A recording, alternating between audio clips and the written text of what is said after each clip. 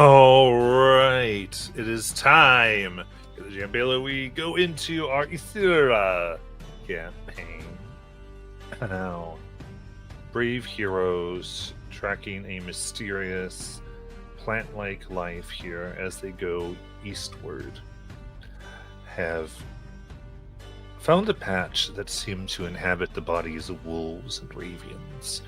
After defeating the past, it seems that the token spirits of these creatures took notice and have landed and blessed two of our heroes with a bit of their power, enough to give them pause as they move forward. A silver raffin has landed on Alora, as well as Dragavaga, leaving a more prominent mark upon Nala, though it hinted at somewhat of still the weakened form of this particular spirit, more of which we still don't know. But upon the field of a cleared area made pure by the fires of Azariah with his sagromancy, we start. So I imagine you are picking up just the pieces of what's left, of what's not burnt, as you are taking stock of your wounds and contemplating the portent of what has come here. This, of course, has been the first time the spirits have found you. Before you have stumbled upon their dens or places of power, or trespassed upon their domains. But these two seem to have sought you. With that, as you clean yourselves up and look east, what would you like to do?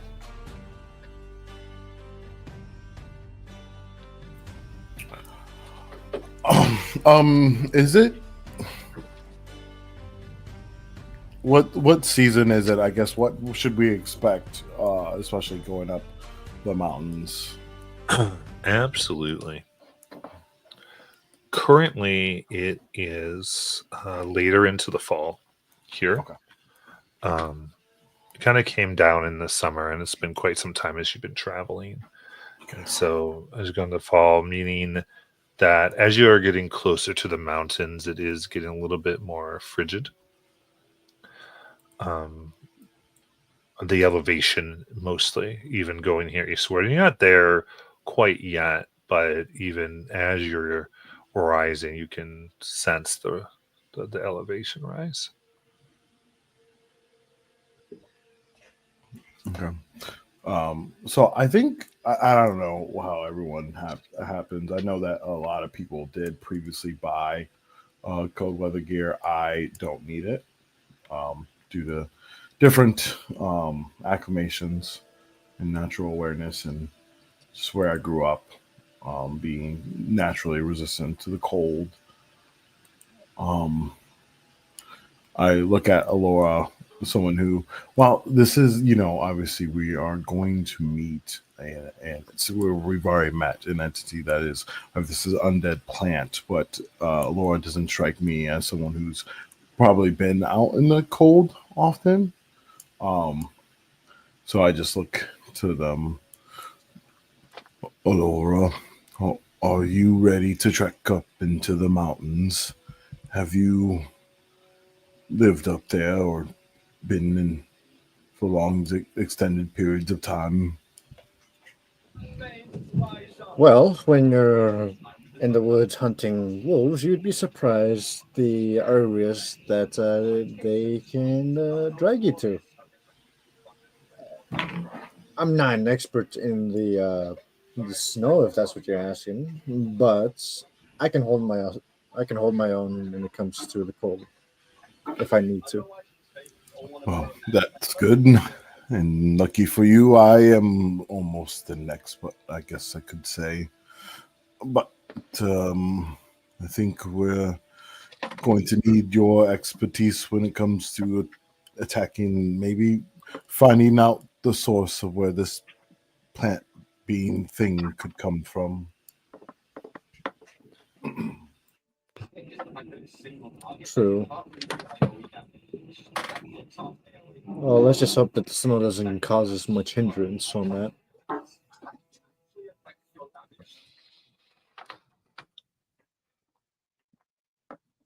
Nala would have cooked everyone breakfast that morning for your daily dose of 20 temp HP.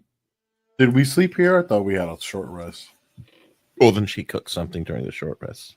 Okay, cool. I just want to make sure. I didn't know if that was just short rest or during. Yeah, it's a good check-in. Yeah. Because I'm like, if we had a long rest, let me know. I need a. No, I used some health points last time to do some stuff, or hit die, should I say?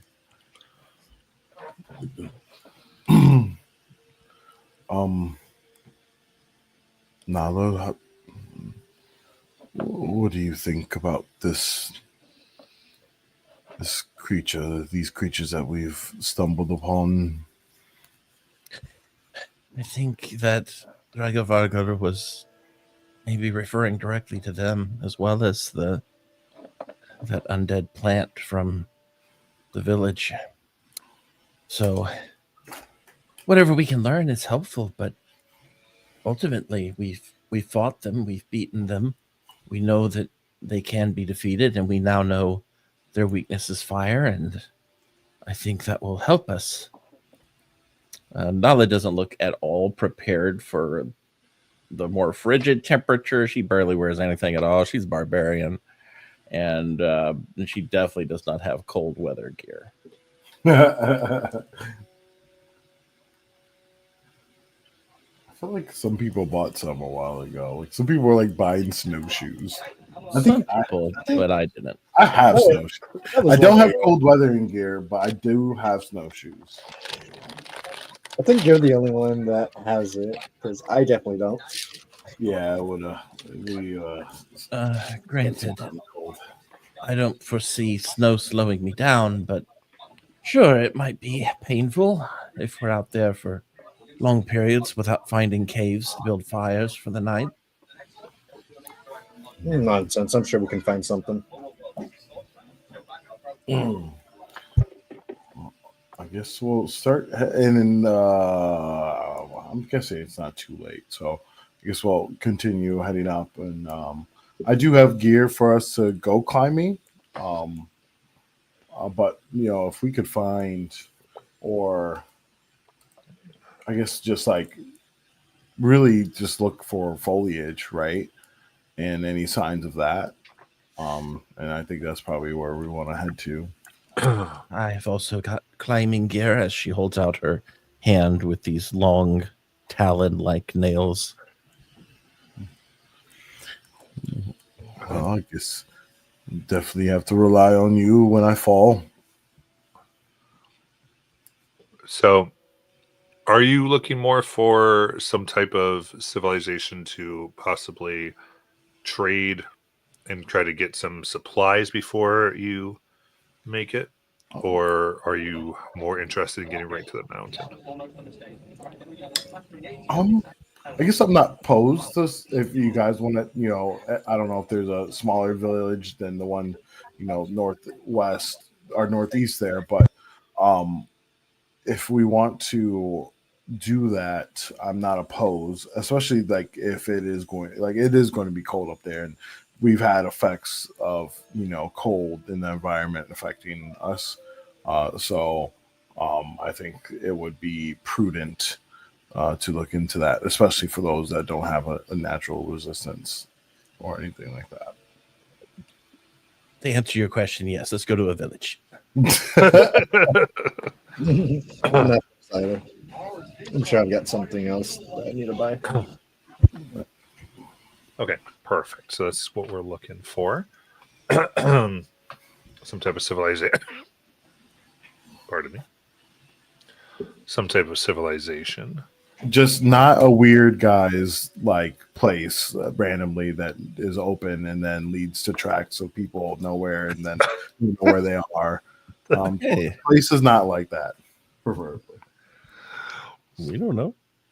Yeah. Listen. No, cool.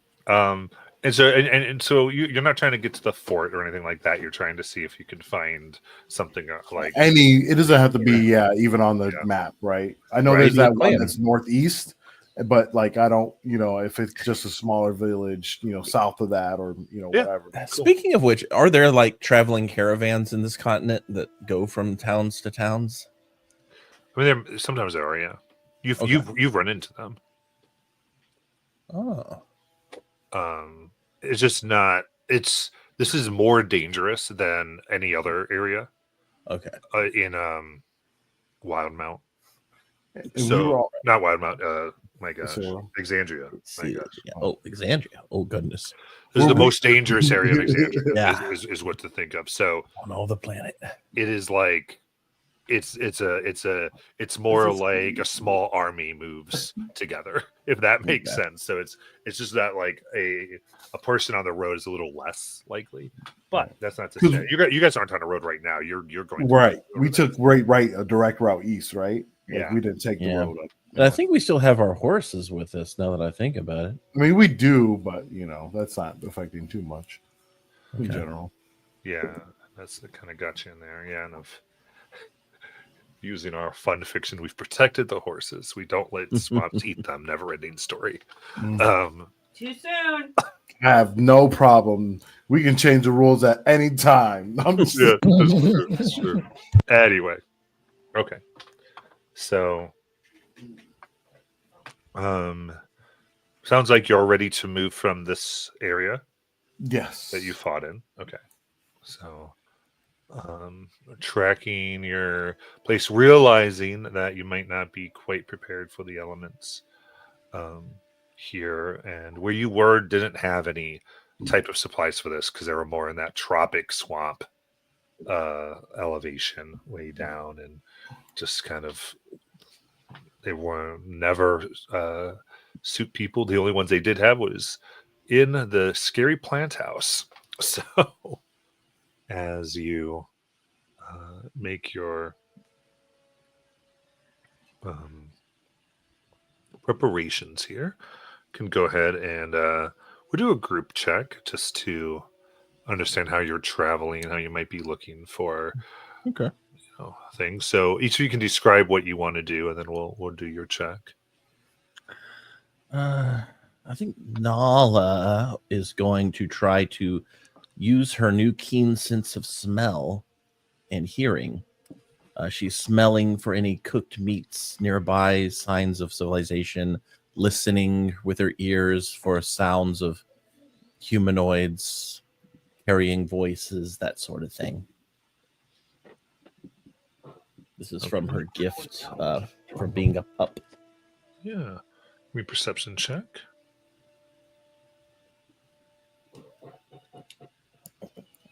It's 22.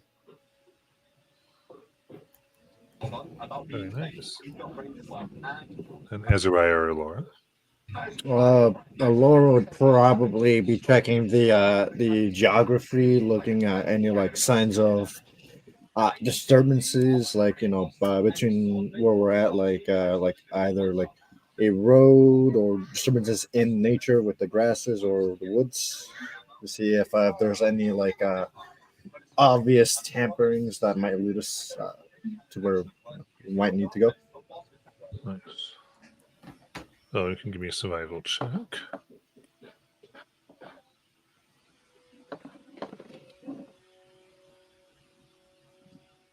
But that's a nat 20, baby. Woo! For a 26. Azariah is probably looking for any source of water, any village out here, especially in how dangerous it is, needs to be by some source of water. So he'll actually bring out familiar of the one-eyed raven, the little see-through one, and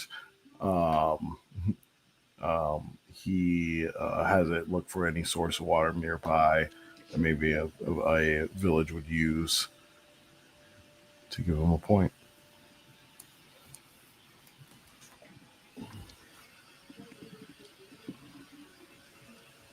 Okay. And give me, I guess, because you're using your familiar. Yeah. All right. Use their perception or survival if you want. Okay. Let's see here.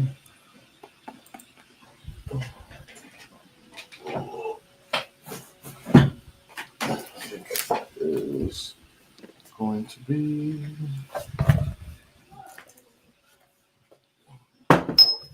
Oh man, that wasn't the best, but I think it's going to be a 13. Oh, yeah, because I don't think I get advantage on that.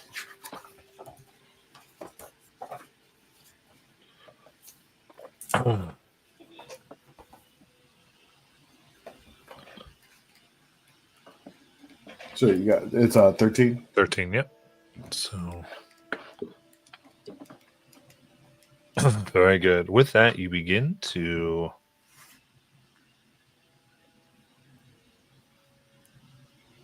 go here as it gets dimmer in the twilight here. Pushing on your horses, making good pace. Now getting closer to the mountains. So in this case, we'll actually do it this way as you're traveling. Go ahead and give me a. You may process a long rest. Oh, I need to do some crap. Because you have traveled a few days, more or less. Okay. Don't forget your 20 temp. And because we haven't had an opportunity to do it in quite some time, but as a reminder, we tend to do a little bit of fast travel versus day by day. Yeah. Just we were in the swamp for a good amount of time lately. This is a little slower, but in addition,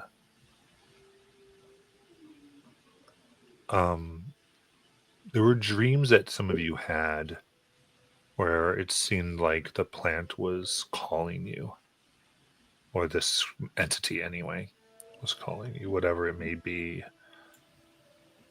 And I would like to give each of you just this. You can give me the sense of the theme of it and how is changing to be almost a little more seductive in wanting you to investigate and treat with it, like it's learning you. And all we need to go is into one of the dreams that you've had during these days. So to restate it simply, at least one of the nights you had a dream made by this plant that's begun to learn you a little bit and therefore is kind of hitting your buttons in trying to get you to entreat with it. I'd like you to give a brief description of what that looks like.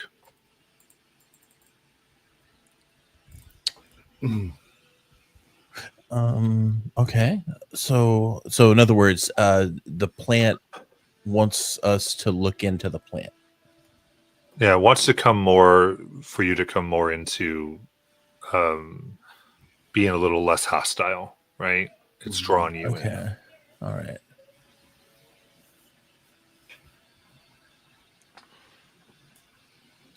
Okay. I think Nala has a dream of when she was back home, not with the clan, I mean, but rather back with her family in Tovarin.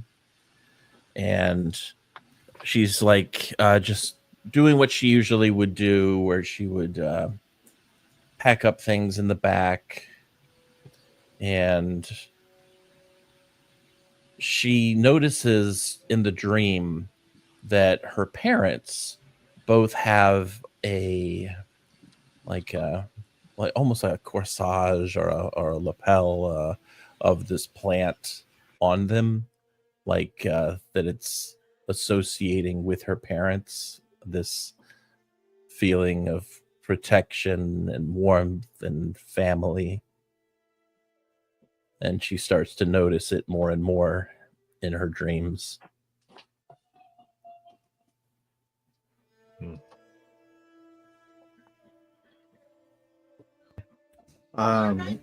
Guess what Alora would see, at least within her dreams, of how she just dreams of nature, her calm Zen garden style.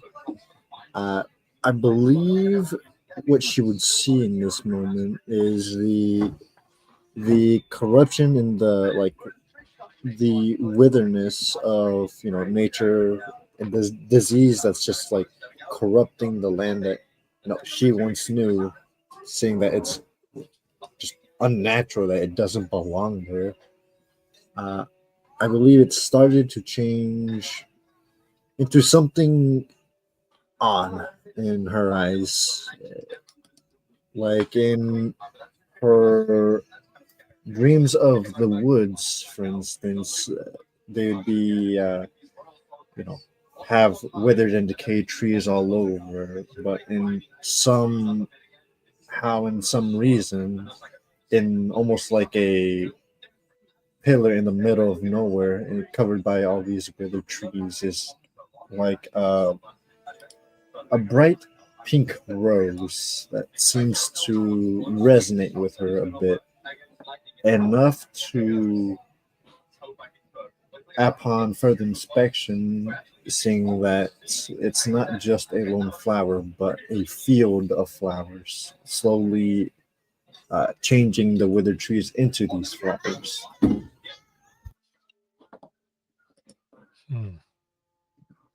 Interesting.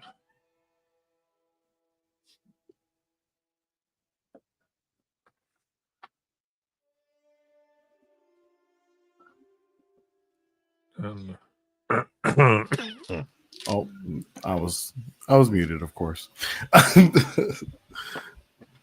When Azariah drifts to sleep, doesn't seem like the world fades. It's almost as if he is transported to like a new scene, and there is a field, almost like a court that you would see in a city, like very lush.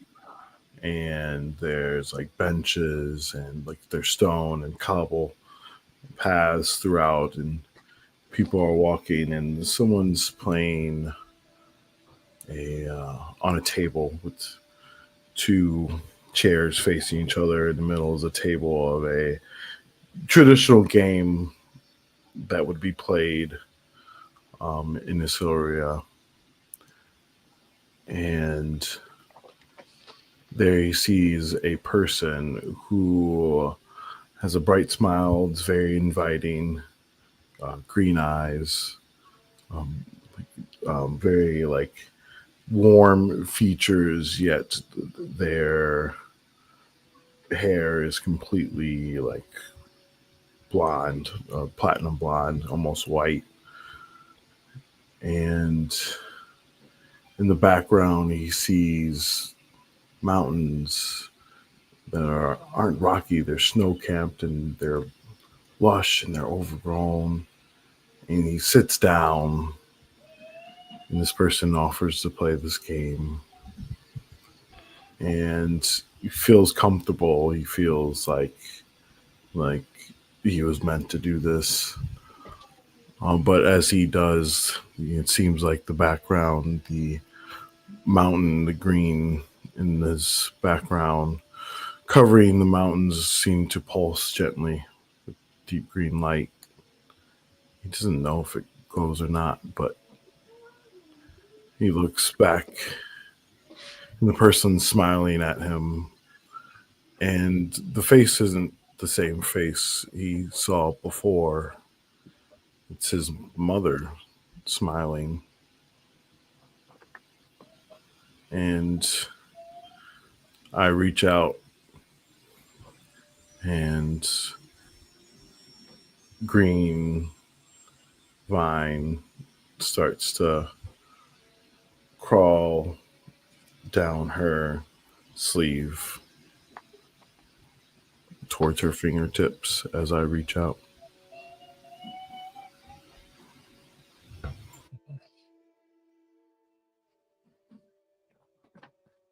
That is where you wake.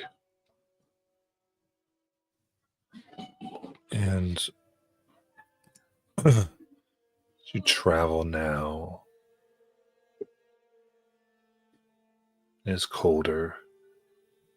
The ridges are rockier, but unsettling. For you see evidence of this blood black vegetation that seems to grow despite the lack of moisture and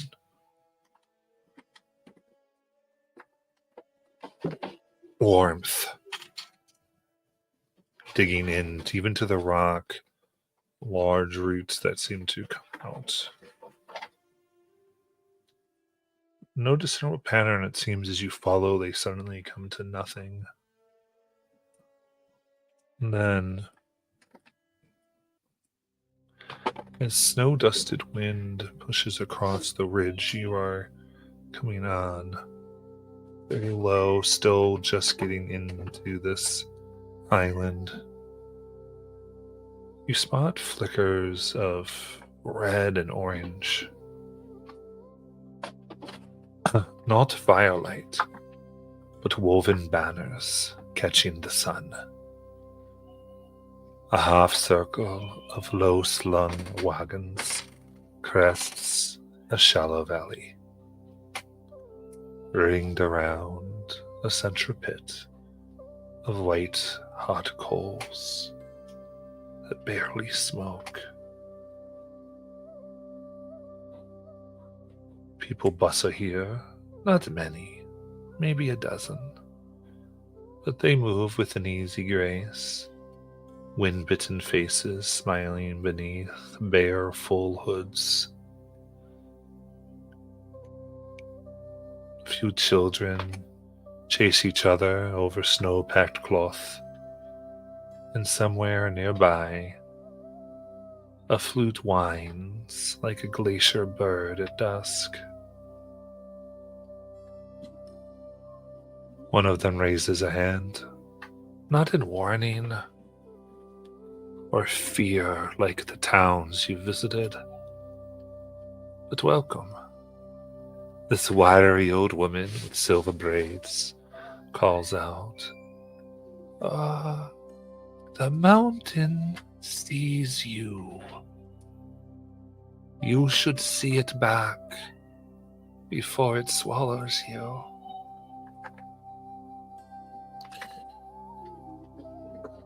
Could you teach us? I started looking at the mountain. I'm really trying. I'm like, look, I'm trying to see what's at the mountain.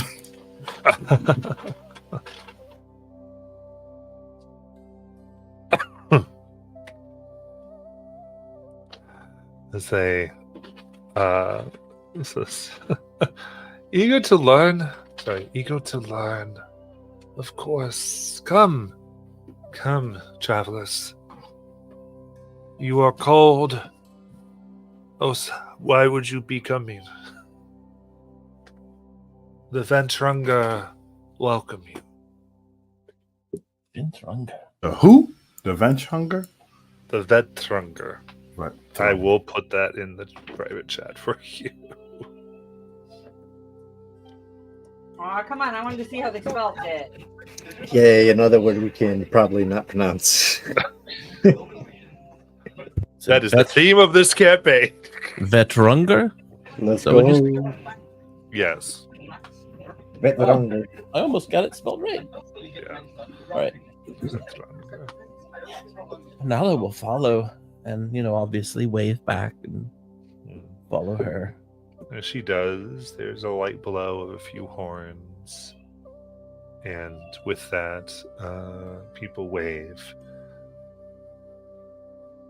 and share a similar greeting about the mountain. They put their hands up very superstitiously and ritualistically, and you look, and this is a very colorful little group of people. There's tiefling, an elf, you see a small halfling. 2 children are dragon blood, and at first you wonder if it's an adult they're playing with until you realize they're giant-born child that is there, and it's just not precisely one of each one or anything like that, but this quiet place of people who've come together. Are they wearing like hemp clothing and jewelry, or? Yeah, looking closely, you can see that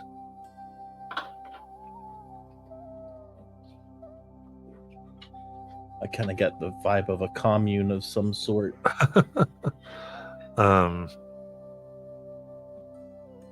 Yeah, what they are wearing are very thick animal hides.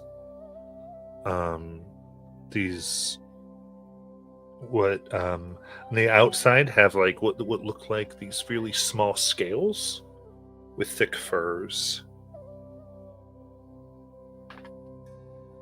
And these all of them have cords around their wrists of a very light yellow and blue, ending in red beads.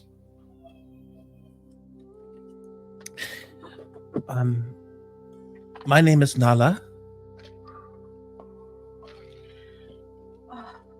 You know, the older woman here talking to you goes, I am Skadi. These jewels you wear, are they of great significance? She looks down. These are our sky threads. For when we walk to the sky, that is said to remind us to watch for the wind and for the sky fire.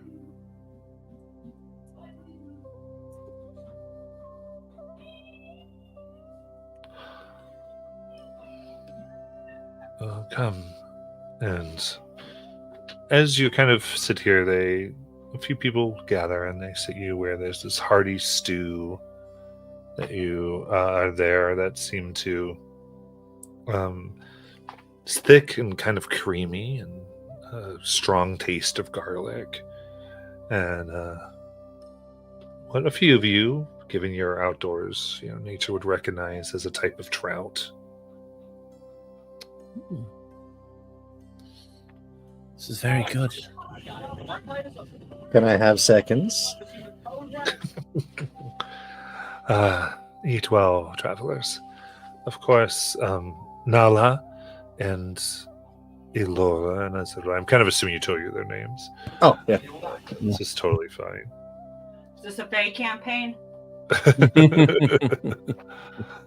As he says, we bid you welcome. And Azariah, you are kind of looking at the mountain, and in what way are you looking at it specifically? Especially one who, we've been in the mountains for quite some time before we came down here, and being having the naturally awareness feat and like knowing how like snow and ice is and how the transition of fall usually is in the mountains around this time. I'm just kind of trying to take it in and seeing when I see them might be different. And as well as seeing any shifts or anything maybe that even relates to the dream that I had last night. Absolutely. You look at this. The most disturbing is these strange plants that you see growing, Mhm. and it seems that they've worked their way into standing ice, almost glacier-like, like choking and holding it. And it has caused it to go from patches of this pure white and blue to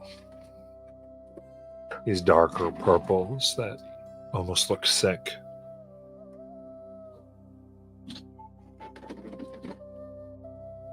Almost as though, and you see it twitch, almost as though the plants could break a piece and cause it to fall on the unsuspecting. And up very high, there's a piece of it, you think maybe a few hundred miles or at least a few days' journey, we'll say, that almost looks like a hand reaching out.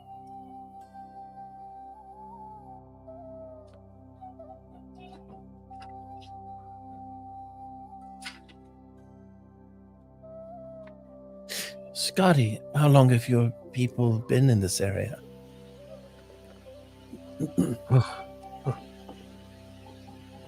Oh, we travel. We have no land our own, but we move up the Utah Spire and down. Well, we come from a clan a good distance away. And I mention it by name. Scotfell. Scott.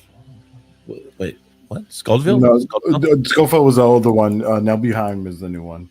Nebuheim. Okay. Yeah. Do you? This, I guess. Are you going the new one or the old one? That's what I was. Yeah, the new one. The new one. Okay, so you do Nebuheim. Perfect. If you ever happen to head that direction, obviously you can feel free to stop in. You're very kind.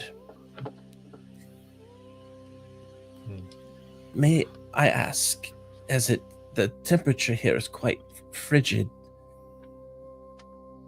your people here wouldn't happen to have a steam bath pool?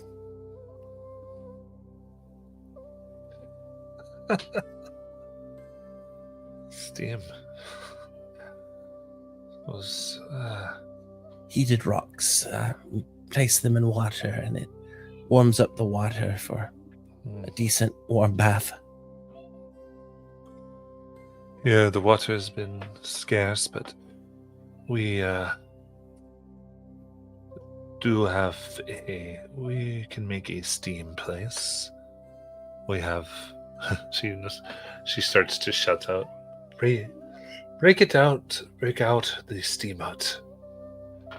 And a few folks nod and some kids kind of giggle as they go to this wagon.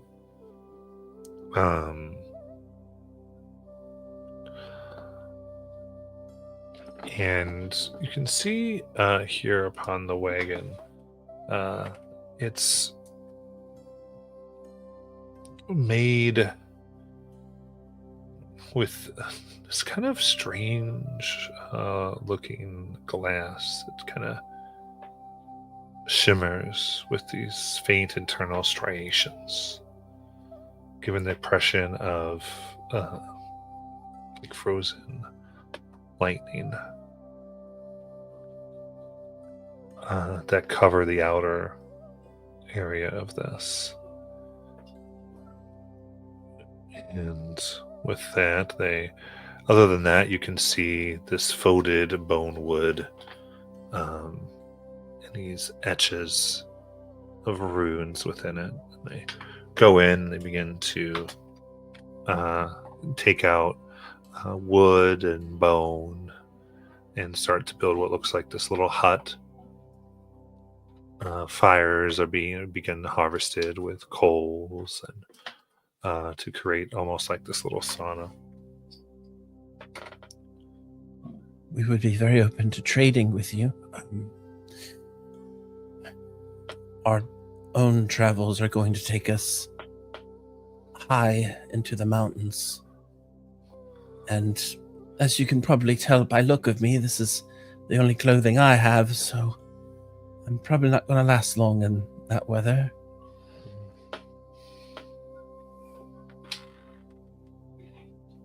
Though my fur does help a little bit. She has like this splotch of fur around her ears.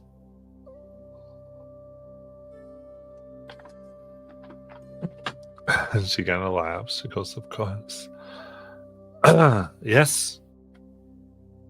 We trade. It is how we do live here." And she kind of crumps. So you may gladly, we would love to see what you have to give for these garments. Do you need 3? Or just the 2? She kind of looks at his eyes, looks like a little more prepared. Well, I was also fascinated by those lightning rocks you just brought out. Do they contain heat in them?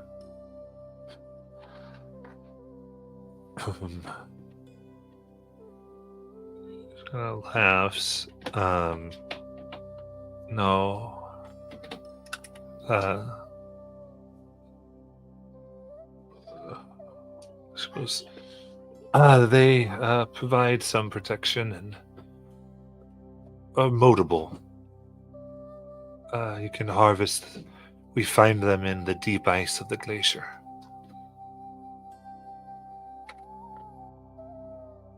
But as you can see, they are pleasant and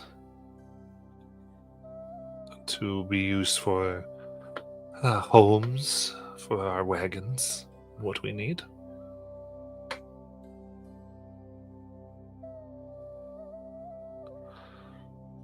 So they contain an energy source from the caves? In the glacier, it's... you see some of this. Again, this is this, and she refers to it. This is what we call glacier glass. Glacier glass. And you can see, again, that's what's kind of making the outer layer of the wagon. She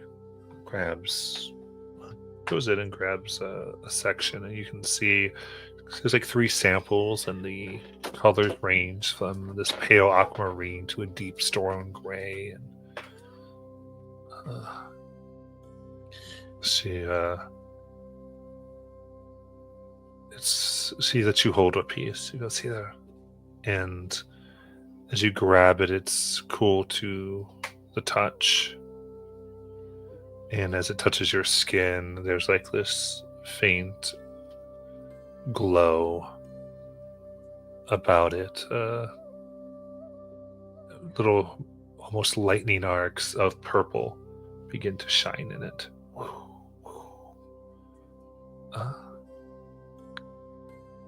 You are close with the realm of the dead, or have been recently. That's true. It senses what mark it has made upon you.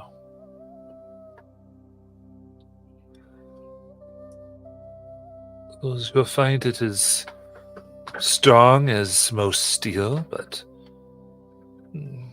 is easy to work with like horn.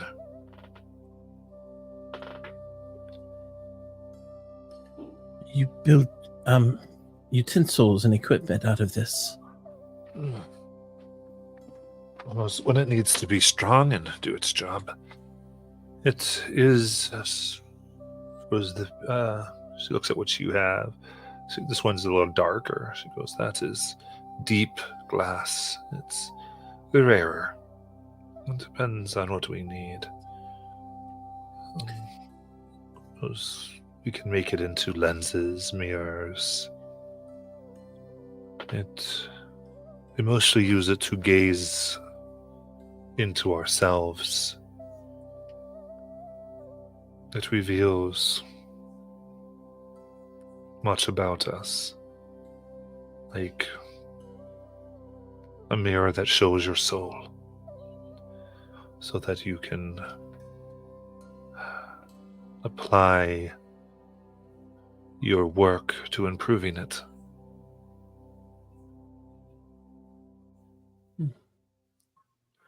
It's fascinating. I've never heard of such a thing, and I'll offer it over to Alora if she wants to look at it. Yeah, sure. I'll take a look at it.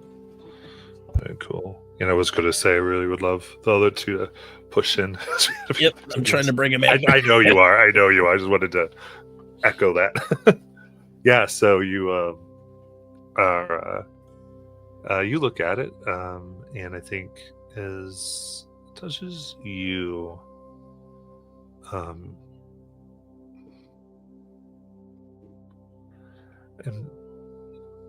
you can see the lightning shifts to a little bit of a green and almost looks like trees and shooting arrows. Interesting. At least I know I have a soul. I was quite worried about that. Starts laughing.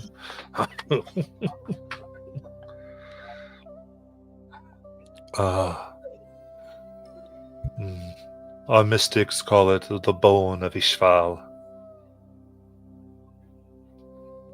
The bone of Ishmael. Yes, she looks the spirit of the glacier. Oh, I see.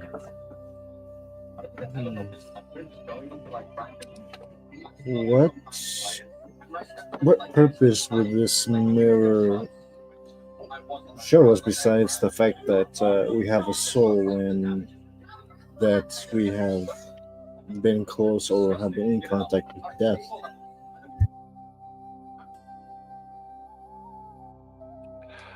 Well, this is just raw glacier ice, but when fashioned correctly into the mirror,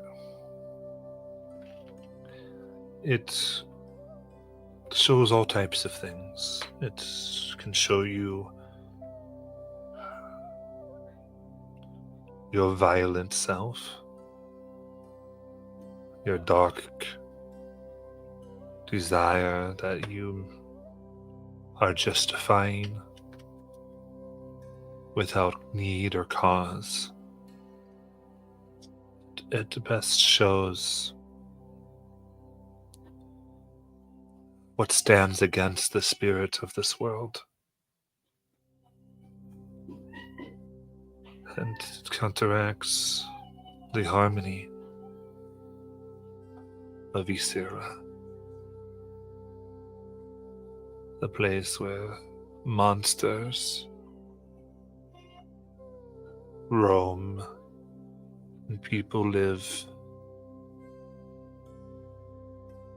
and defeated gods sleep. There is a meaning to this.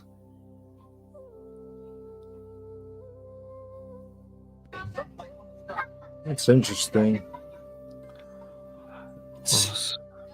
But it can also, and she leans down and grabs a excuse me, this crook that looks like it's formed, its main base is formed from this kind of blackened and gnarled wood, and where there would be places in this blackened gnarled where it would look particularly weak, you can see that glacier glass has been forged into it. Can I make an nature check to see what kind of wood it is? Certainly. Give me a nature check. Oh, that's not that good. That's a 12. Okay. What you are able to tell is that this you can see different striations on here. It's clear that this has been struck by lightning, and that's what's caused like what looks like the damage to the wood, and that's those patterns that have been filled in with glacier glass. And as she holds it up, she kind of closes her eyes for a moment, and these very soft, what looks like small creatures of light come up. You can see what seems to be like a large bison-like creature. So it's small, but it looks like it would be like a bison, and also like a worm that moves very quickly and around and dances. What looks like an eagle. And then she kind of puts it down and it fades. Because there is magic to be channeled through it. So did that look like an illusion being projected out of the crystal or the Glacier glass. Yeah. Yeah, glacier glass. That's an Arcana check. Okay. 9. You have no. I mean, I Yeah, think, Nala doesn't know magic anyway, Yeah, but she doesn't just trust anything that's magical. So. yeah, it's true. So I guess that might put her off a little bit here. But These people scare me, but I am interested in that. I think what's funnier is that they scare him. Laura loves them.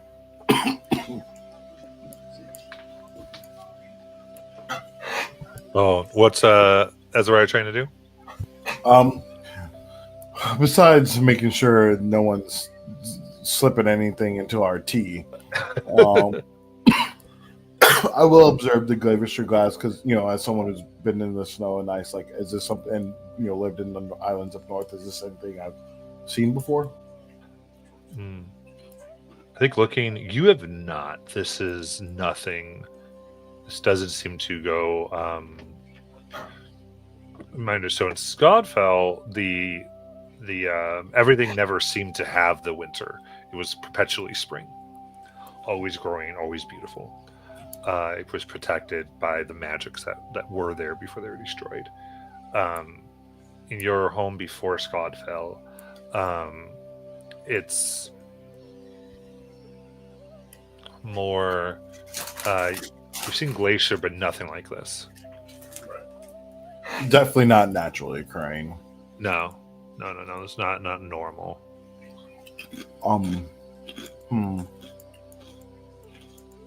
Does she let Nala see it and is it in Nala's hand currently? Nala had it. She was examining it. Then she gave it to Alora to look at. I just assumed we were passing it around. I want to sniff it. Does it smell electric? No, I'm just curious to what is its source, possibly. Yeah, it smells like a pure spring. It'd probably be. Oh, sorry. Yeah, end of the water. I would be frowned upon to lick it, so I won't do that. Does it remind me of the water that I took a sample of when we were in that little pocket dimension for Dragonvarger? There was that little stream.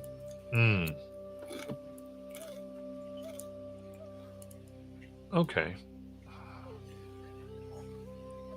Like the smell of the water. I mean, not in particular. I would say. Okay.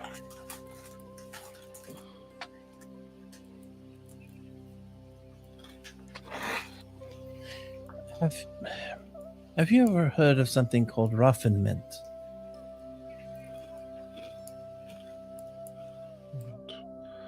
Look. No. What is that? It's something I've been looking for. That's all right. So, as her friends are examining it, she says, for the steam bath, as well as some warm clothes, and she looks at the others, is there anything else that we need? I kind of want the mirror. The I don't mirror? know why.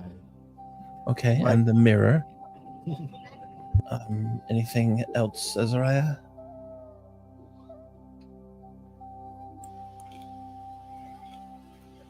I shake my head, and is there anyone else with her besides? Like, is there anyone else, I guess, like standing around? Sure. I mean, there's a few people here. But she's clearly in charge, right? No one. She seems to be in charge of you, at least. Like, she's kind of Um, been leading you and kind of been, people are coming and going, giving you a few things. You do see, kind of looking on here.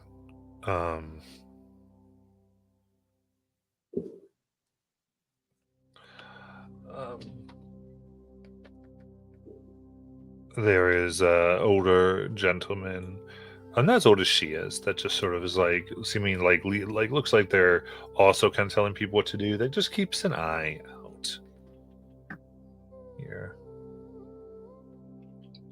Okay. But knowing Nala is the talker and she still has a way with people, I'm gonna just try to absorb more and let Nala lead more, I guess. Because I don't know. All she's doing is trying to inventory what we're trading right now. So if there was anything that you wanted to add to that. No, I have nothing. So Okay.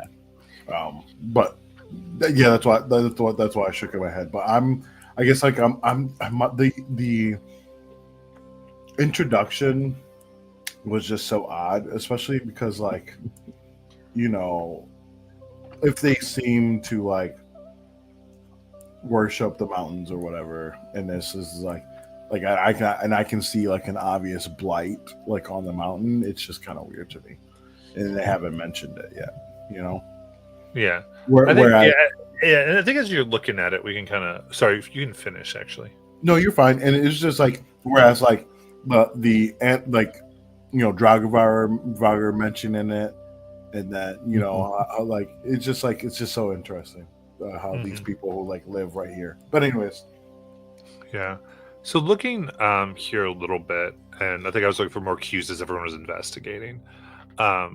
You do see that there are what look like small totems that'll put around like what seems to be a very temporary camp. It's how they move. And you can kind of see where it looks like some of these vines were hacked and slashed and now seem to grow around the space, but not in the space marked by the totems.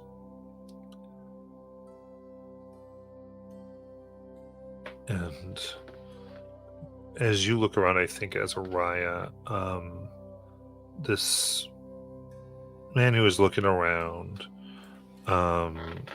with his hair in various silver braids, comes along, and it looks like a boy is with him, and about maybe 12, very pale eyes, and black tattoos of runes on their body and face, like almost covering their face and into their chest. Seems to be elven. As they approach, goes, "Well met. You have a skeptic eye. I like it. Well, I think that it's worth always being vigilant and observing of your surroundings. Indeed. I noticed your friends are bartering for our coats to protect you from what lies outside. But you fail to have any covering for what is inside of you, unlike the other two. Well, I just really need these, and I bring out like a sizable pair of like snowshoes that are connected to my back. That's not what I mean. Then do it, Azariah. It's a cult.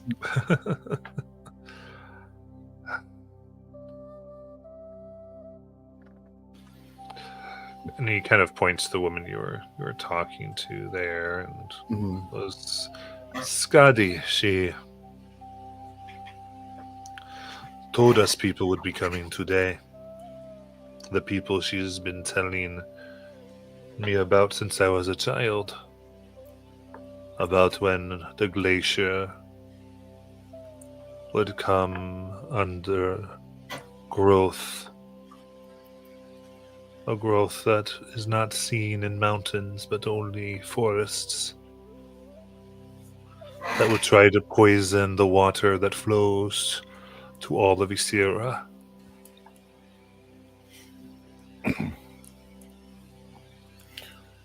And one would, he's like, and that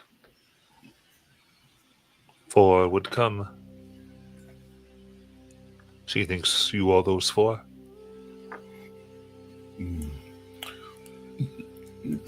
I feel like this is not the first time this year that we've been named a prophecy before. These, she says, are told to her by Ishvial and Rafspeki.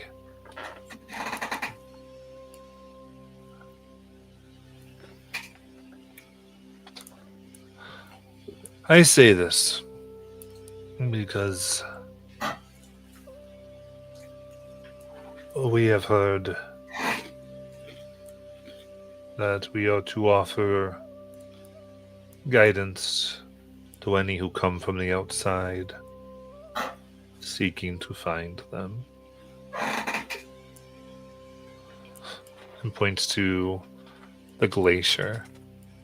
The great still one sleeps beneath Lotus Spire's oldest tooth, but it dreams in ice quakes and creviced sighs. Some say if you whisper a name in the snow and it echoes wrong, the glacier heard you.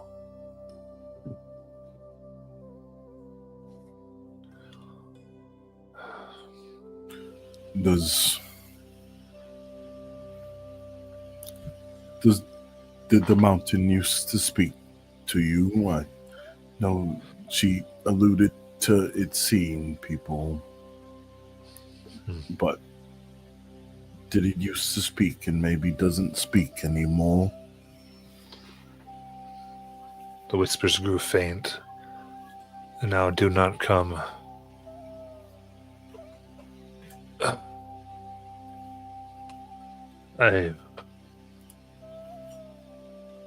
We will give in.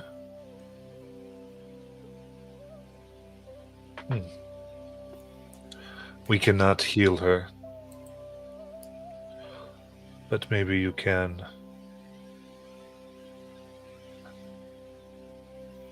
And the boy speaks up here. The lightning strikes, and when it comes,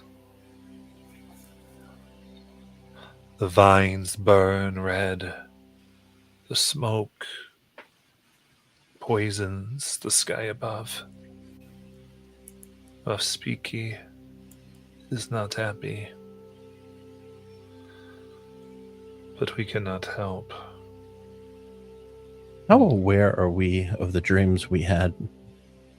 I think you're very well aware of them. Scotty, have you Well,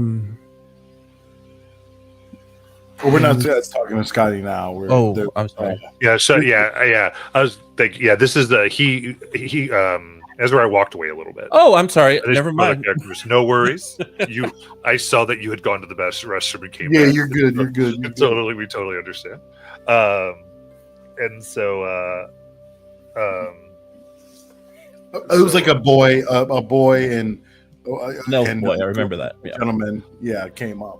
very cool. And all I mean, I, Elder Kogon, if you are interested, we would be willing to help you contact either one if you wish a covering for your inside, like that Nala and Elora have been given. Of course, the spirits will be the final judge. We can help the meeting. Well, I appreciate the offer. I guess I don't know. It's always hard to choose. There's so many options. Like there's so many books to read. But it's always about what book is best for you on any given day. Sometimes something read yesterday is better understood tomorrow. Of course. You are all free to sleep here and stay as long as you need. We will not move until you do. And if you are interested, simply let us know. Thank you. And the last, it was the one, oh gosh, the name where is making upset from the red smoke in the sky. Who was that? Rosbecky, Spirit of Rosbecky. Lightning. Yeah, okay.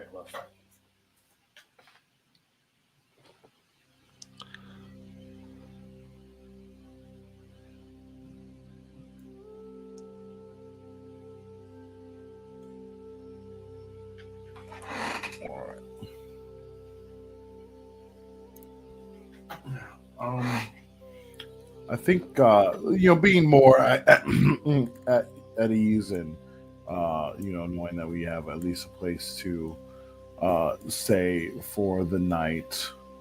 I am going to. Oh, while they have that conversation now, I'm going to head to one of the totems.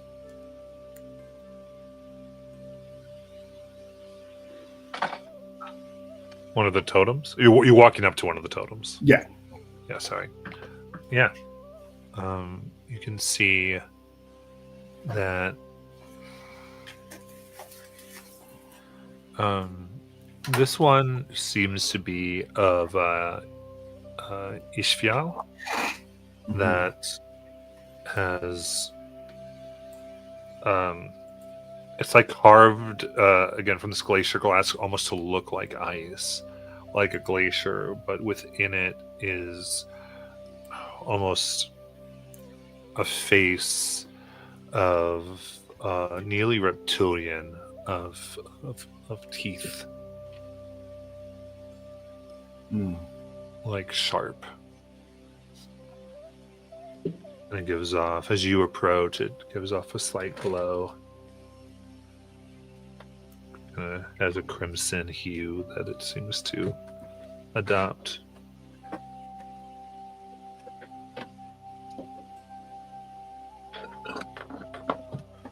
I'll just,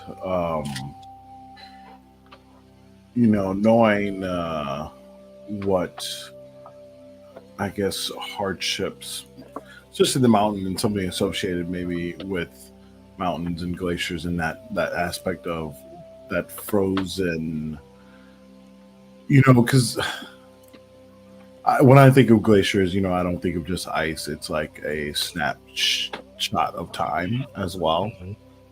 And so it tells a story. And in every story, I think are the ones worth retelling have to do with like rebirth and renewal.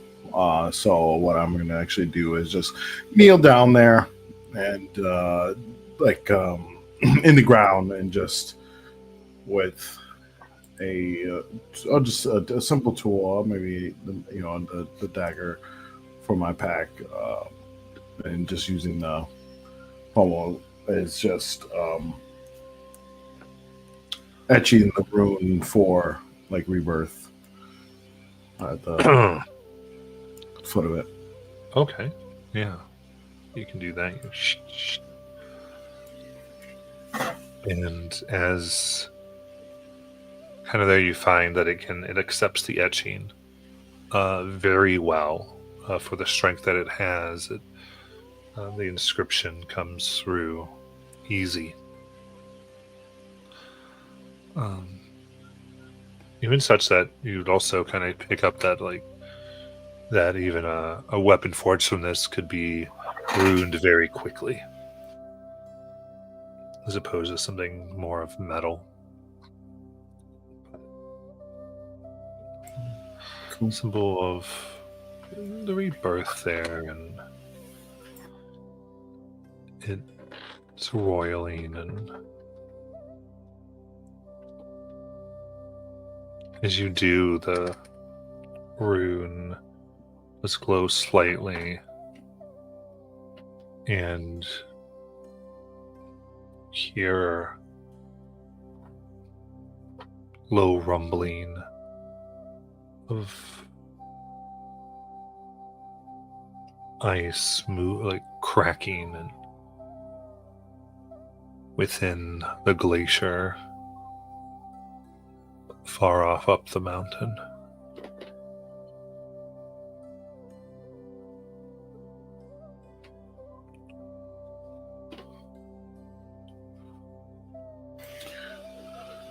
Everyone deserves a comeback story. And I get up and I turn around and oh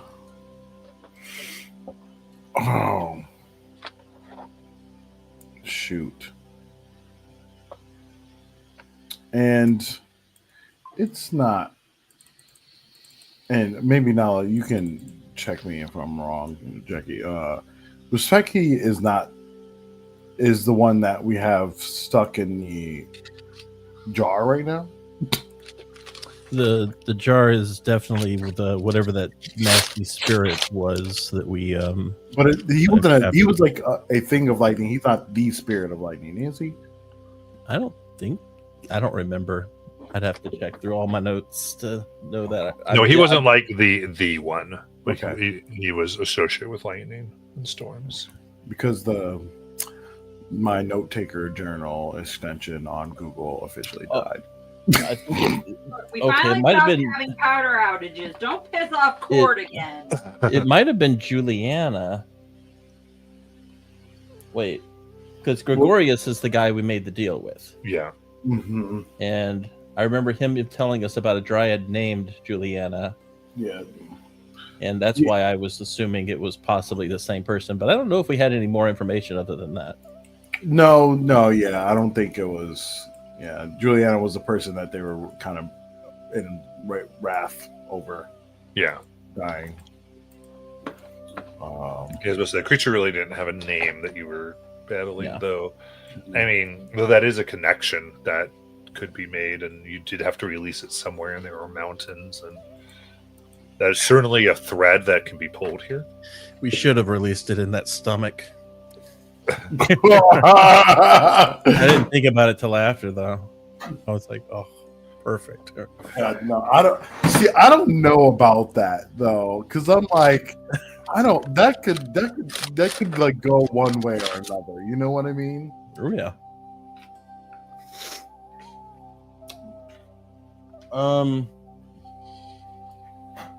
But as far as our, because I want to make sure I get the stuff that we need from Scotty here, and so what we're asking for are 2 sets of cold clothing for me and Alora, a mirror, and looking up the standard prices almost of that. I'm kind of keeping track of that, so I know that cold clothing is like 10 gold a set, and a mirror would be probably somewhere around 5 gold. Well, so the mirrors are going to be more expensive. Oh, okay. Because That's it good to could know. because it's glacier glass mirror. Okay, glacier glass mirror. All right, and okay, so in that case, about roughly speaking, because we have a couple of items here that Nala has been keeping up with. We still have lots of jewelry that she found near the Mimic Hill back when we were dealing with that thing. Yeah. We have a lot of gems, and I mean a lot of gems that I feel like could cover the price if we needed to. But she could also sweeten the deal by all right, so 250 for the mirror, so plus the 20 for the 2 gold weather, so roughly 270. And then maybe do they have, well, actually, yeah, I think Nala might ask for some of the sky or the sky beads here, the sky threads, if they would allow her to have some as just like a part of the trade. And oh yeah, and the bath. Okay, so roughly looking at somewhere around 300-ish gold. So if I gave her about 300 gold's worth in gems, would that kind of be a decent trade for her? Because I know they like collecting cool trinkets and stuff based on what I've learned about them. But I don't know if they want it or not. Yeah. Yeah, if you kind of show up the gems here, they look over and they accept this thing. Okay. Oh, very So good. I'll mark that off. 300 gold's worth. So that'll leave us. See here. So at this point, we now have.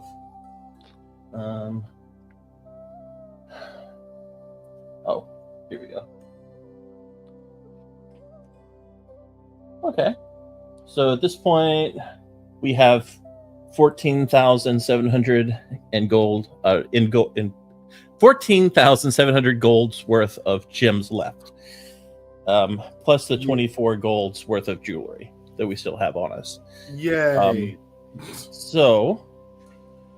Yeah, I'll happily make that trade because we do need the cold weather gear, and Laura wanted the mirror. So that works for me. Oh yeah, and the steam bath in there too. That's important. Yes. The most important thing of them all.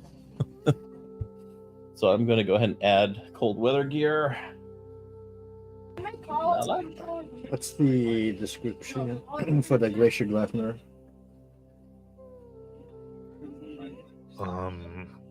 So you can probably mark that. I'll write something official up for you. Sweet.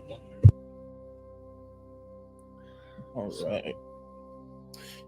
Again, in the way we play, I go to various notes that I haven't fully fleshed because we go into it, but we'll definitely get that. But yeah, you have a glacier glass mirror here, and you can see that it's shaped.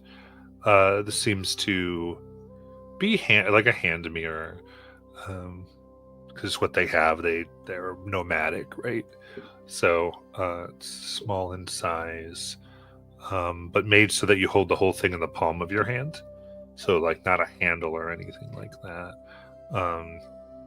but fashioned so even though completely made of glacier glass, it seems to use the least amount of material that one would need to do what it does. And I think I'd say as you gaze, I think it depends if you want when you want to fully gaze at it, but can already see like it's your reflection shifts as It it moves changed around. again. Yeah. And since they threw in the sky thread beads, I will also give her a copy of Stone-Hearted Lovers. Nice. So, we'll get to the sky threads actually. So, as you talk about that, she kind of nods. She will gladly accept your naughty book, but she goes, oh, she laughs and puts it away a little bit, and is kind of happy about that. She says, "The sky darkens, and we are happy to." Do this. All that requires is we will induct you as honored friends and give you the beads. That'd be wonderful. You and any of your group that wishes. Laura, do you want in?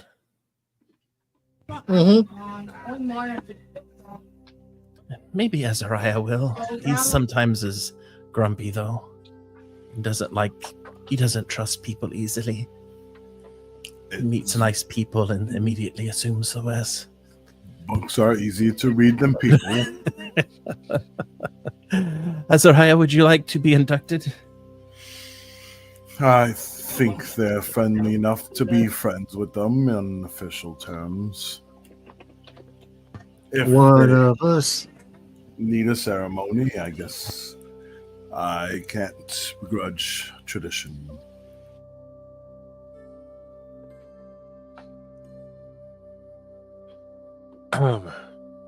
So, as this is prepared, more of this trout stew is brought out, and there's talk you're able to get from here. There's paths through the mountain, areas where they've seen the sickness worse, and safe ways through some of the harder things, at least relatively safe, from this plant.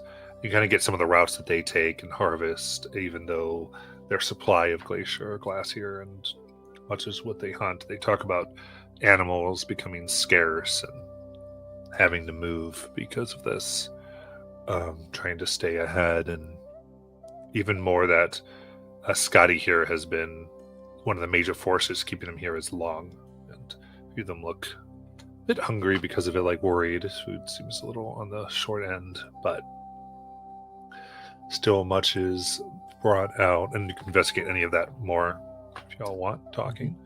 Just kind of giving a rundown as this is kind of early, just as the sun begins to dip below and give a true night, that you see there has been some hurried milking from the animals that also seem to pull their wagons. These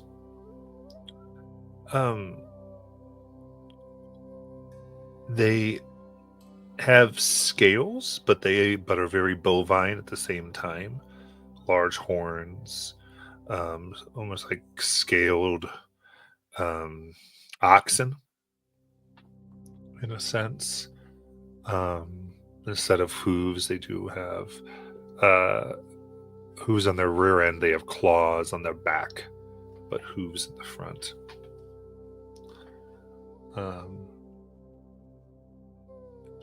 And their teeth resemble that more of an omnivore than a herbivore when you look at them. And they begin to take milk there and are boiling and reducing it.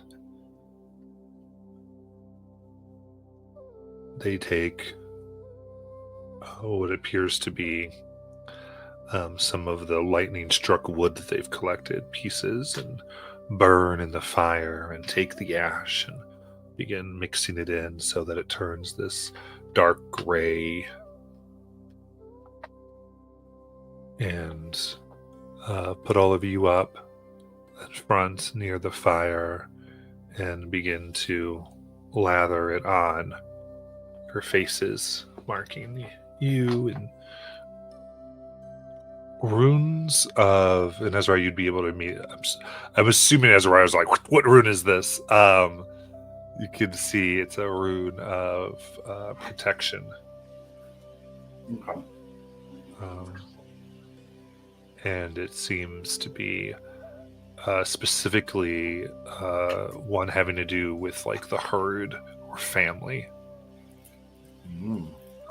But in this group, you get why they would think of it as a herd. Right.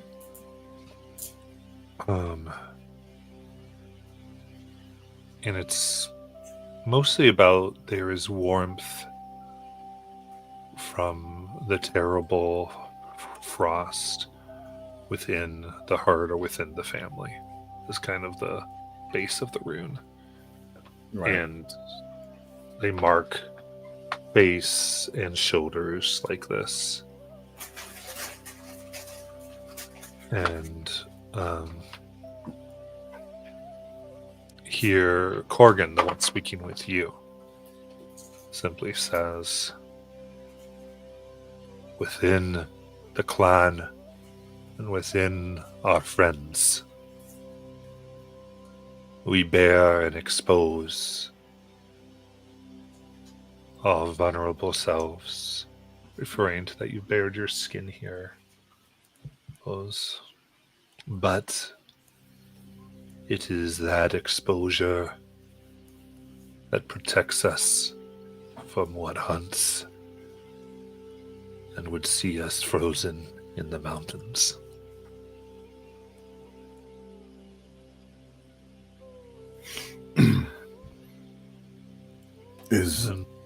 Go ahead. Is it some creature, or are you talking about the growth?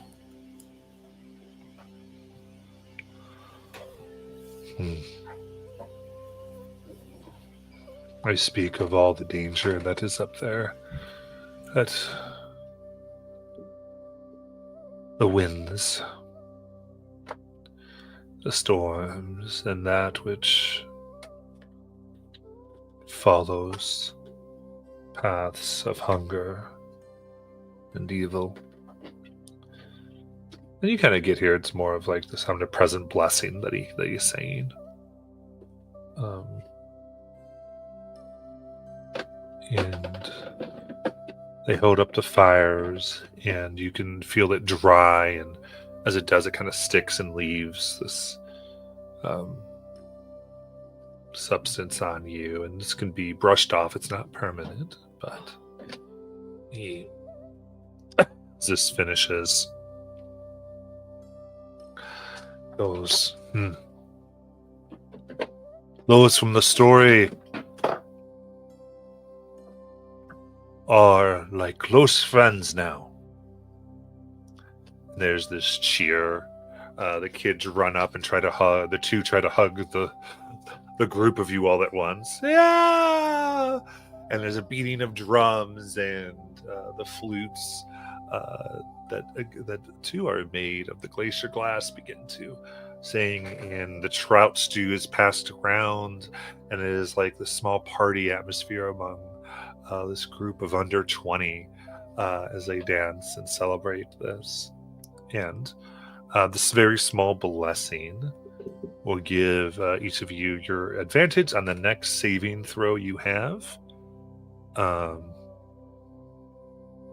versus fear, or you can activate it to give you instant cold resistance until the start of your next turn. Nice.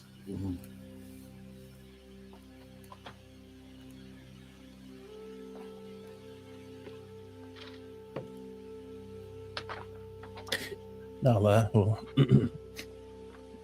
take the leftover milk in a saucer and just lick it up. Mhm. Oh, it is nasty.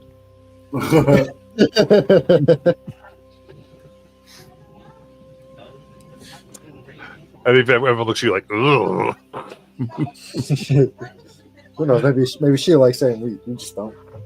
It was mixed with all the ash. So it's like, As per usual, when there's a celebration, Elora is just stuffing your face with food.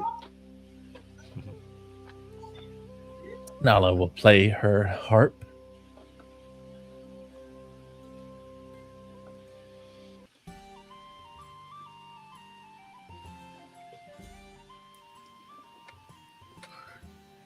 You said earlier that Scotty looked hungry.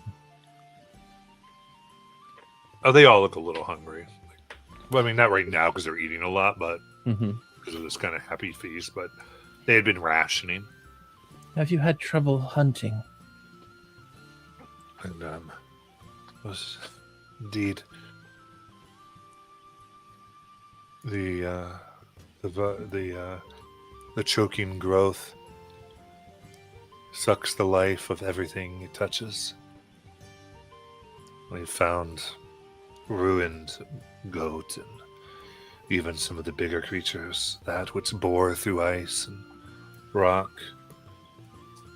We saw a 30-foot-long worm decimated by it, something that would have fed us for weeks. Was it like the worm that you saw or that we saw from the glass, the glacier glass? Yes.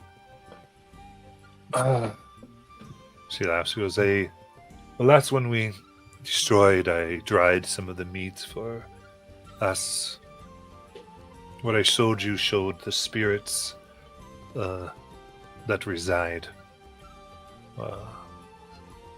Us, Venchungar, we draw power from what we eat.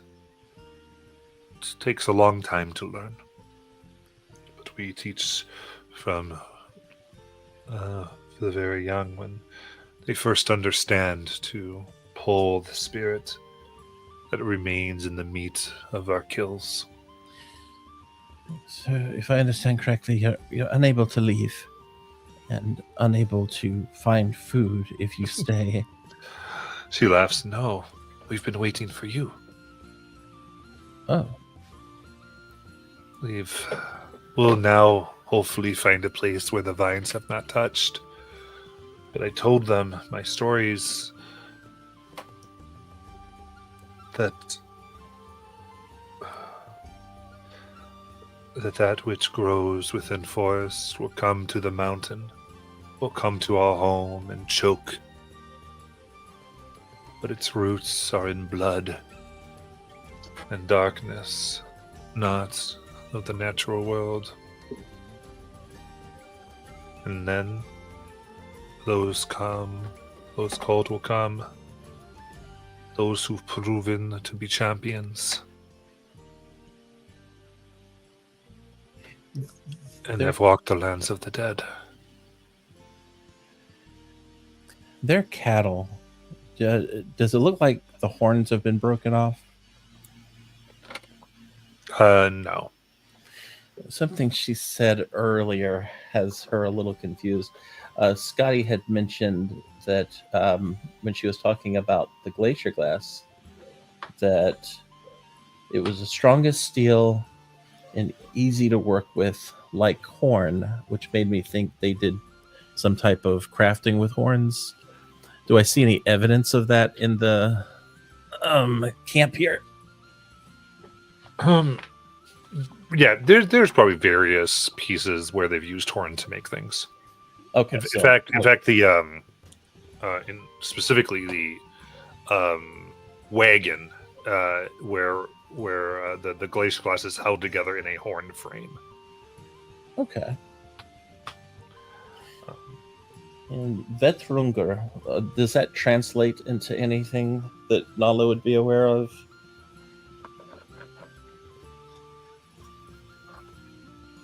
Why don't you give your specialized knowledge roll there? Okay, doke. Oh, there's my D20. Just regular roll with charisma, correct? I think you could do I think you're allowed to do a performance roll or something like that. Fair. Yeah. Oh yeah, that's right. Yes, right. It's your charisma instead of your intelligence that we gave you. Yeah. Okay. So remember the feature that we gave you to do that because you were trying to remember your. But not songs. advantage or anything is really what I was asking. Correct. No, you just get Okay. to use your different trait. All right. Not great. That'll be 11.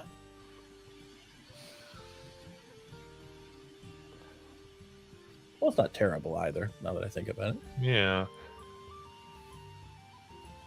So.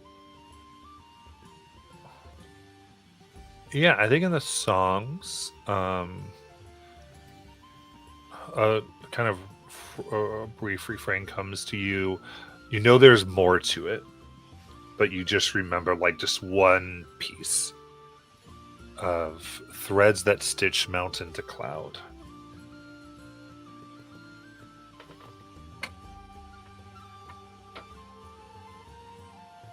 Interesting. And I wonder if that's when you say you walk to the sky, you were referring specifically about walking up the mountain, correct? Yes. Please forgive our poeticness. No, kinda no, laughed. I love it actually. I'm a bit of a poet myself.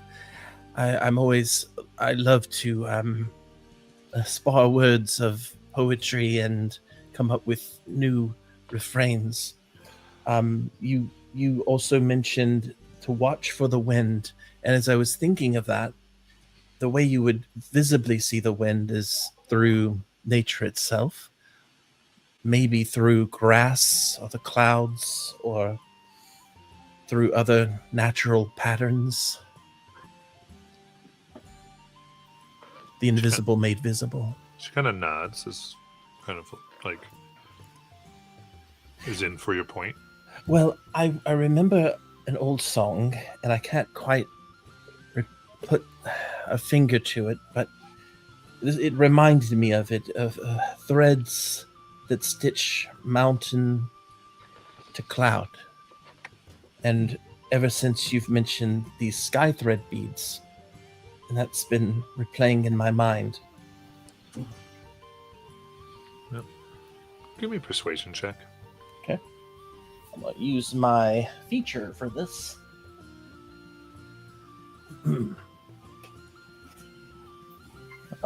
27. And smiles.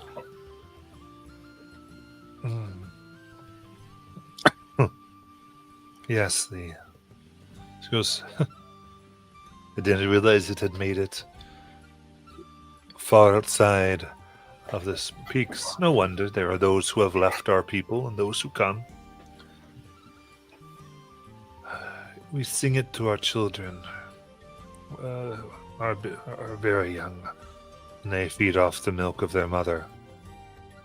We are the winds that wander, the threads that stitch mountain to cloud. Come to the fire, and we will trade tales for teeth and warmth for wisdom. That's beautiful. And yes, I do remember it more clearly now. You wrote that. Oh no. It is taught to me by the one who I suckled at, and I imagine taught to her.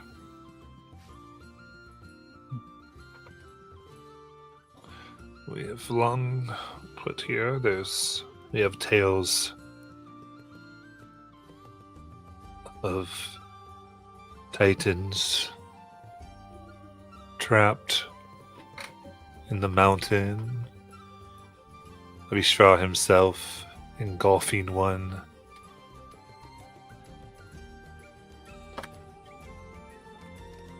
Our wandering goes back far, according to our legends. And how long, I don't know. Or if it's just we like to think that we've been here a long time, she smiles.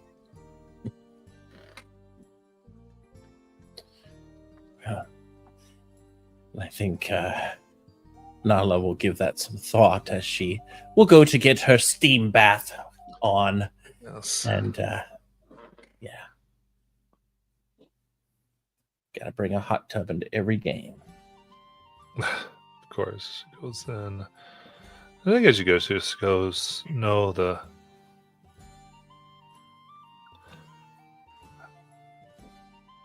blood drinking plant, it grows.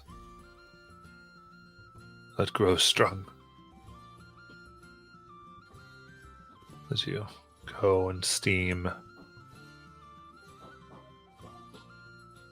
And anybody else?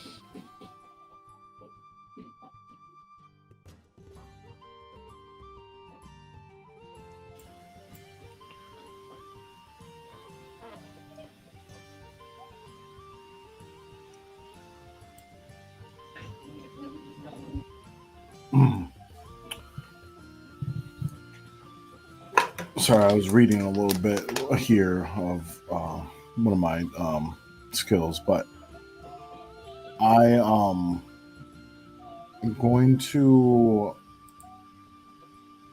actually you know how like there's these group of children and they're like we're all still celebrating, right? It doesn't seem Yeah, like we're at the party scene, right. and very I don't- loose. Yeah, I just want to make sure it's not like winding down, I guess, right now, or maybe even when it is, or to plant the seed when it winds down. Sure, yeah. I will try to find a group of children to offer up telling a story at the end of the night. Yeah, very nice. Yeah, and with this, whenever we have these scenes, we can move to the wind down, then back to before, just because that way it helps us tell the story in the one way you don't have to jump in with each other. Oh, but before that, or anything like that. Right. But yeah, it winds down. You're telling a story, and there's the two children are eagerly listening. The one a little taller than, or actually, no, I'm sorry. You're not too surprised by the others because it is a giant blooded one, so they're not too tall compared to you, but still big for a child.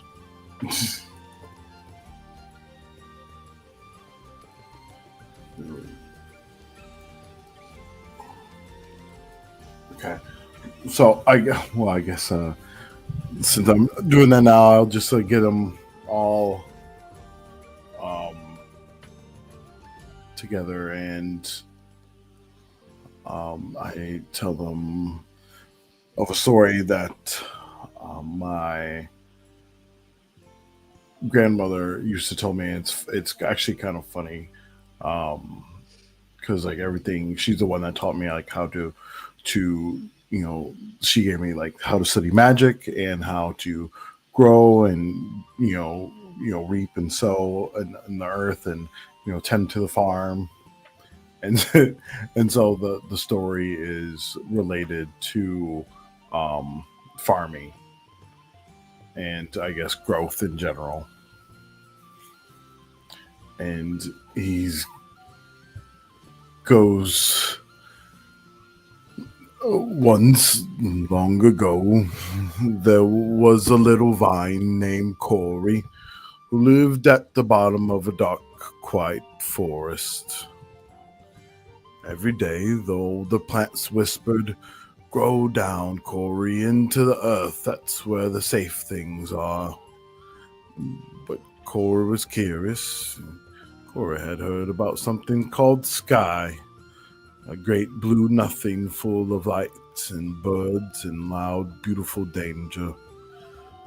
The other vines laughed.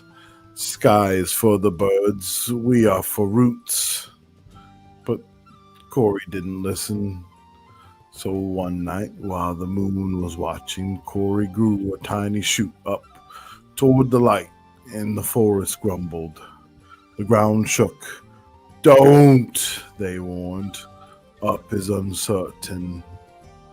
But Corey kept climbing, higher and higher, wrapping around trees, past old branches, through brambles and beehives and sunbeams, until one day, Corey reached the top of the tallest pine, and there Corey saw the world.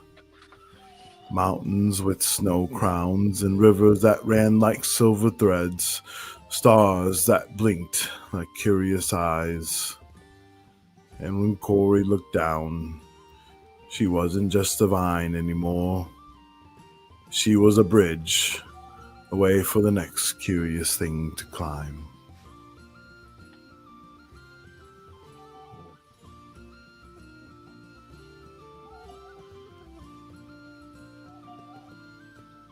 You look and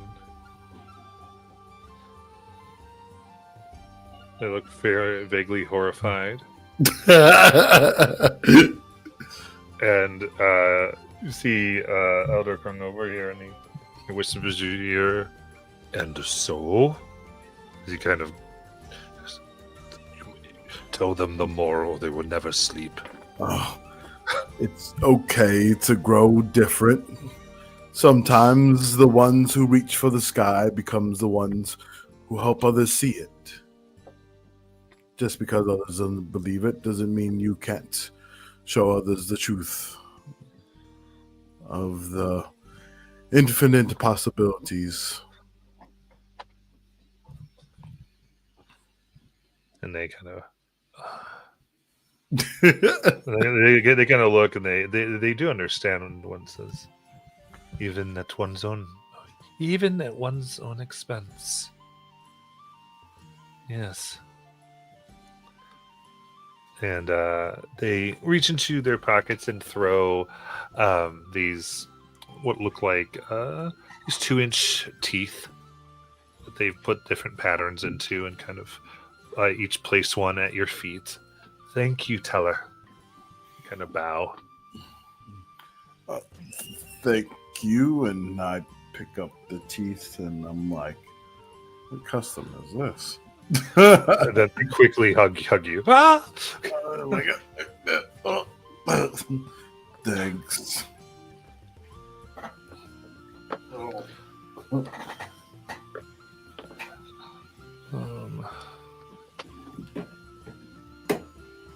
And watching you, Elder will smile a bit and say, to you, you did well. You are a good teacher. Well, I think that to be able to teach, you have to realize that you don't really know too much. I'm always looking for more. In that case, I have a thing to pass on, so long as you pass it to another. I could do that. I will try my best. It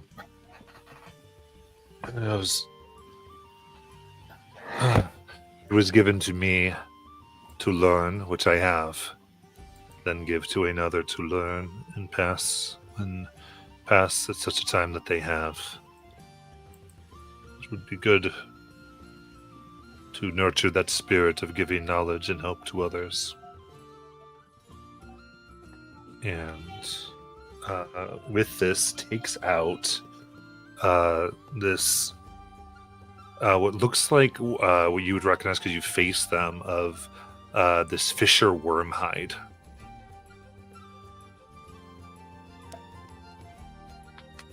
That big worm. Yeah.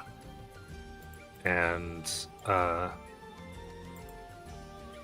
it really goes to their tent and takes it out, and you can see it. It's like it's written in beautiful script, essentially. And he laughs. He goes, inscribed with eagle quill. It is old, and you recognize this as one of the spell furs or hides. And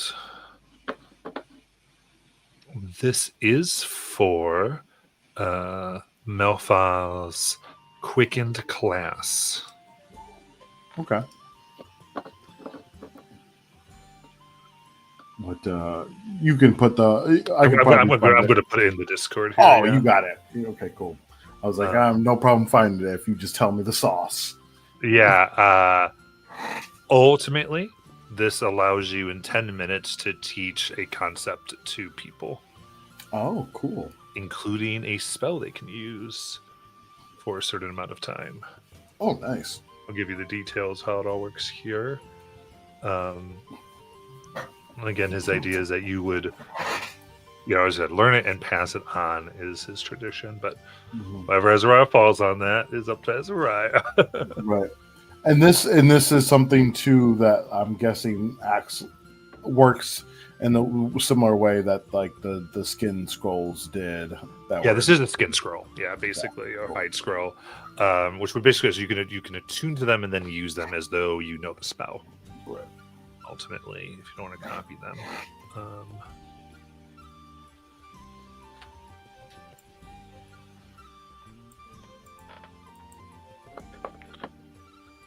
There we go. Yo. And I think for Laura. Sorry, I'm eating.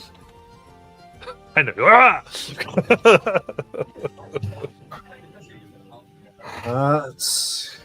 What's she doing? Well, besides stuffing her face like usual, and at this point, like I'd say she has like a mountain of fucking dishes on her.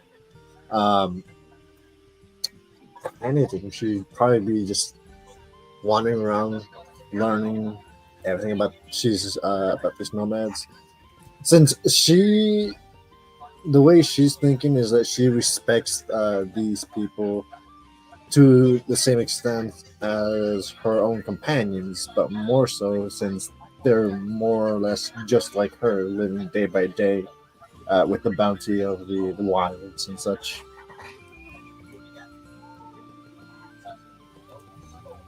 So just kind of respecting them.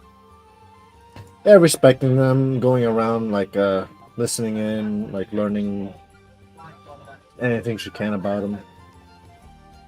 Okay.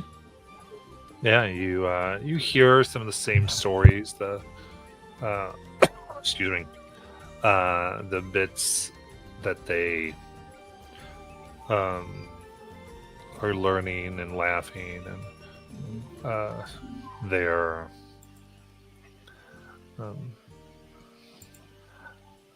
I would say you feel like they've actually stayed in this area for almost a month at this point. Kind of with this waiting, this insistence that people were coming. You can kind of time that out a lot to when some of like you kind of were entering the swamp, and when Layla began to kind of interfere with the dreams. As far as when they began to move and stop here, and they seem to be gatherers and harvesters. You hear tales of finding something they call the glacier trout, fishes that live within the extreme cold but semi-melted waters within this glacier, also known as the Child of Ishvial, is what they call the glaciers. And every good game. Yeah, every good game needs a fishing mini game. Absolutely. But I think that on the nature, and like that's kind of where they hunt the trout, and they're large, and don't tell too many tales of death, but definitely injury by trout, as well as being careful for the ice lizards that also hunt the trout and will attack as their source of food. And so these tales of the various creatures that at least once roamed the glacier worms.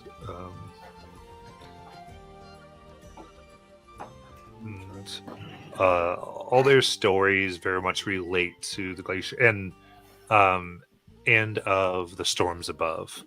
A lot about lightning and it carving and striking the glacier, opening up these places where it seems like the storms and glacier work together to provide for the life here, creating water as lightning melts walls so that the land can live. And so I very much see these two spirits as the ones whose activities they gain their sustenance from. Ooh, how intriguing. The other thing I did want to look into, which was partially answered with them asking about the food situation, but I want to know more accurately is how long has it been since they hunted? Like something like big enough to where they had like a surplus. About 2 weeks. Ooh, that's not good. No. Give me an insight. All right, yeah. Let's see.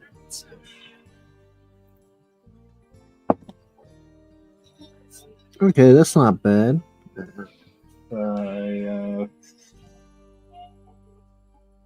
14. 14.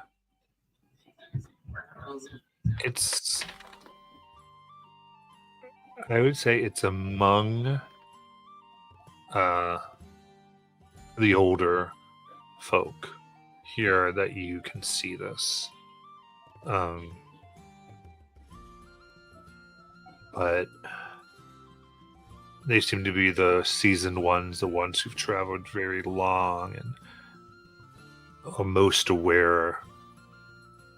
And they look upon, and as they talk to you, there's this kind of sadness, bittersweetness as they look at the ritual, as they look at all of you, look at the party and what is happening, and talking with them. And as you're asking about these, how'd they hunt, and you being a seasoned hunter, put together that, at least, especially among the older ones, you kind of don't. You worry about this, and you realize they aren't sure if they're going to survive after tonight. Not that they're going to die overnight, but that as you leave and they leave, if they will be able to get to hunting grounds soon enough because of how long they've had to stay. Well, seeing with that, seeing how everybody's doing their own thing, and also seeing how she really likes the food, she would go ahead and, seeing how for most of her entire life she's been in the wild, specifically. Sure, it's been mostly the woods, but she's been surviving alone, hunting and foraging to survive, even in the desperate times. I feel like she would be able to give them the knowledge to at least have a way of finding something unexpected in the most outlandish way possible. Like, there's always something to be found if you look hard enough. Okay. I could see this. That's kind of making use of your survival. So I feel like this would almost be a charisma survival check. Charisma survival. So you use your charisma base stat with your proficiency because you're proficient in survival.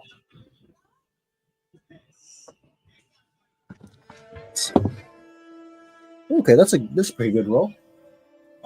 That would be. Oh, so add my proficiency to the survival check. No.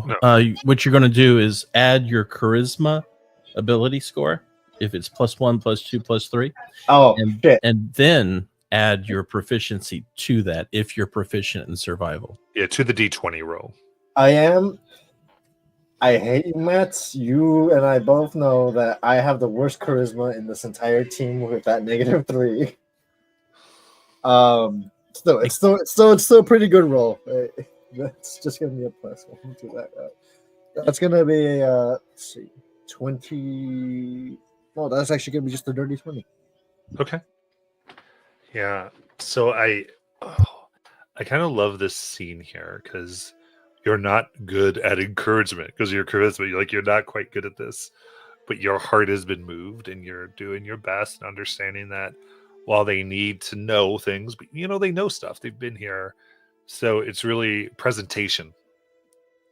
And you are talking in your wheelhouse. So this unusual confidence, I think, comes into Laura, this steadiness, this hope, as you begin talking to the elders. And soon enough, you have all the adults of the tribe. So it's really just the two children that are around Azariah that still are off doing whatever, as you are telling them to reiterating the lessons, where to find food under every rock, any type of moss, any bug, anything you can find, until you get to the hunting and you can make it. You search and go, and some of those had kind of, seems like some of them had accepted this kind of quiet defeat, but it's replaced with a spirit that wants to fight and find. And When you say any bug, you're not talking about your party members, right? and you swear you hear this little call of approval out in the distance from a raven. But during this time, they lean in and seem to really take to heart everything you are saying. But to also sweeten the deal as well, seeing as how she probably won't need these things anyway, she'll go ahead and leave them with the 3 hunting traps as well as the monster meat for the baits, because they're guaranteed to at least catch something with these. Okay. So for bait and everything, and there are tears of appreciation and gladness.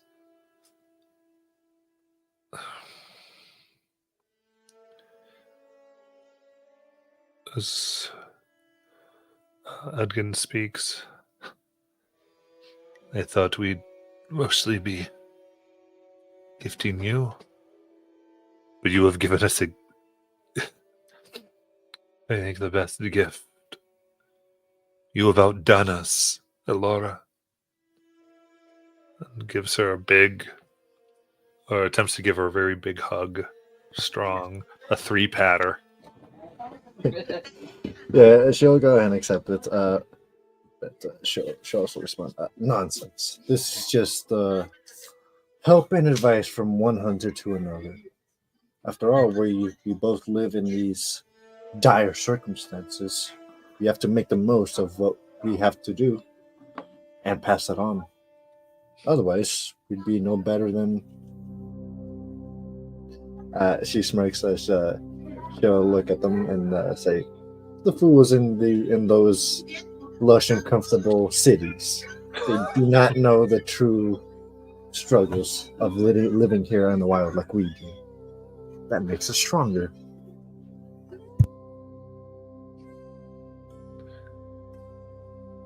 You are pure and a true hunter. He raises this. I imagine there's a type of mead that is served here, and they kind of go to the true hunters, and may those who live in lush cities choke on their purchased gains.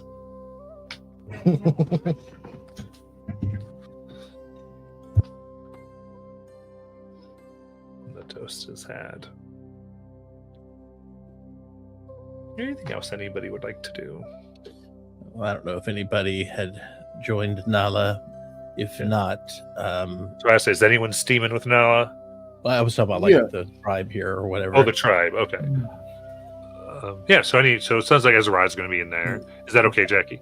Yeah. Okay. Cool. Yeah, he just walks in, Nala's butt naked in a steam pool. Lit up the ship. Yeah, she'd probably join them after she was done filling in everybody. Is there anybody else from the tribe here? The clan?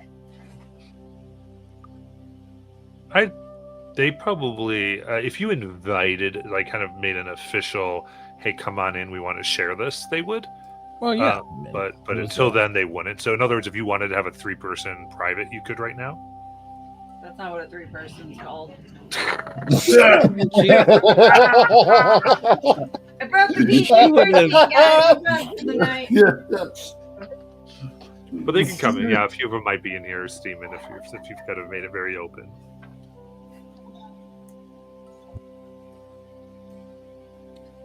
Yeah.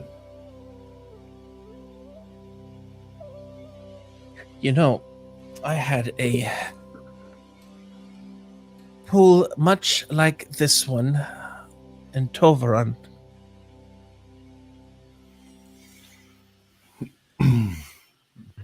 We didn't have anything like this on the island where I'm from. They did have these on some of the more northern islands. Well, Tovaran was very populated, but also very much grass and green and cottages and homes and shops. I just remember so many times at night just relaxing without a care in the world. And now, as I look back on it, it's been so long that this feels like such a faint and distant alien memory.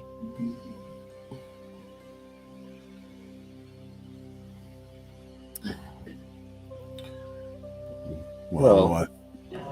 Go ahead. I was just say, I feel right at home. I've been in, not something like this, but something close to this, back in the woods. We didn't have anything as lush as pools, but hey, when you're in nature, you take what you can get. Well, I'm talking more like natural pools. Oh, yeah. There was a small one, a small pond that used to be by a large tree. It's where a lot of people would go. It does seem that these ones are the most enjoyable.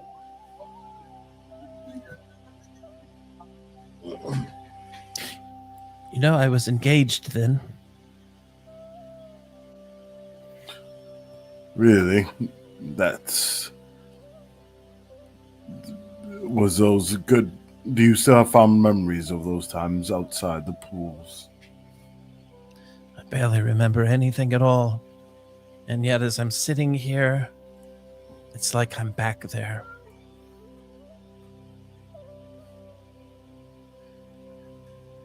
After what happened to me happened, I didn't go there anymore. And I imagine the person I was intending to marry moved on. Probably thought I disappeared. And I had. And those years turn into decades, and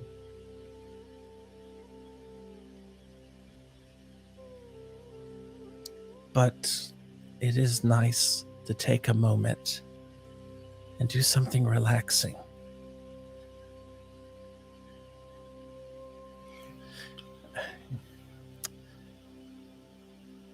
After dying, I think I see why that's so important now.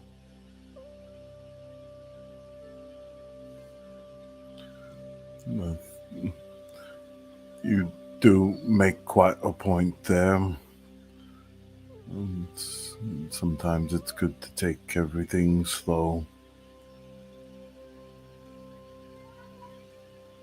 We've got a long journey up that mountain, you know.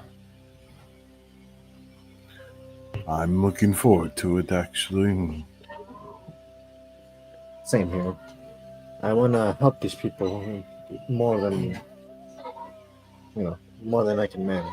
But if going up there and, figuring what's happening to this land helps them out, then, it's something that we must do.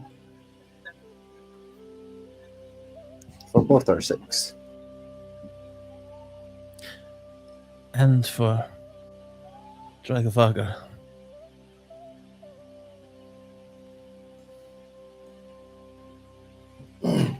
Of course. I think what we are getting into is deeper than anyone knows.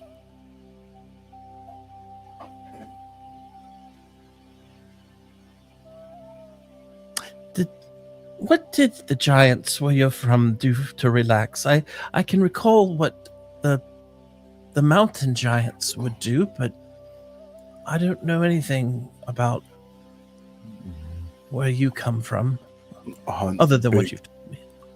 Hunt big monsters. To relax. Yes. I guess they did enjoy sailing and things like that. Shipbuilding was big. Everything was a competition. Wasn't my favorite part of it. I can only imagine. I've never, as far as I can recall, even been on a boat.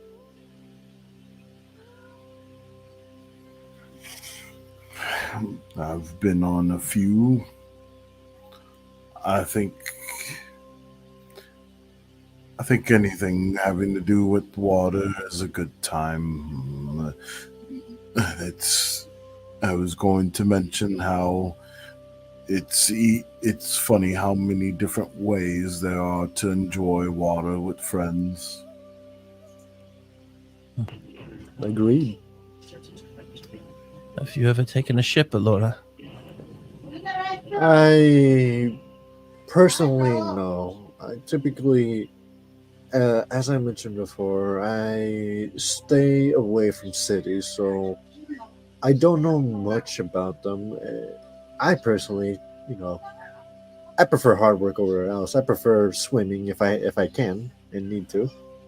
I prefer doing that than taking the easy way out. Even over vast oceans? No.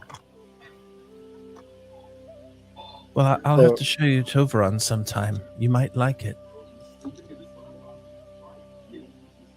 Well, that depends.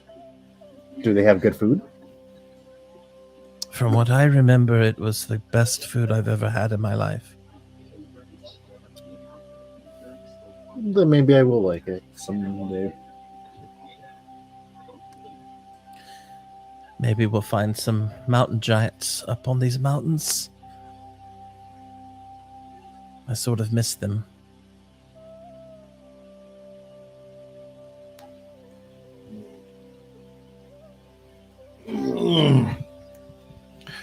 There are certain people that will always be fond in my memories. I think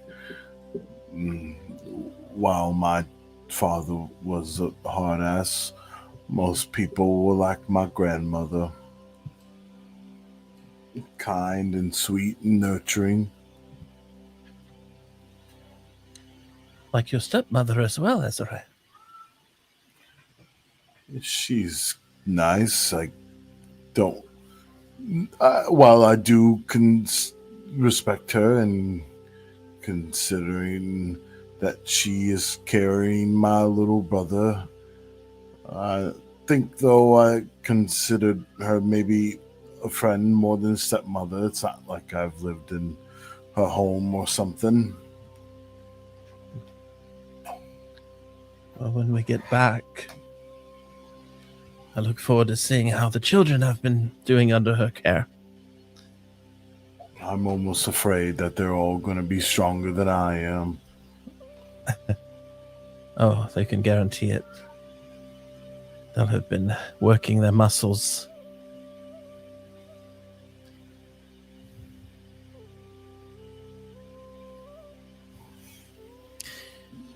But for the moment, right now, I appreciate both of you.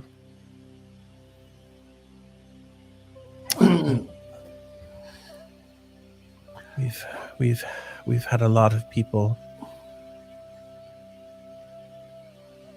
come and go along the way, but I think I trust the people here.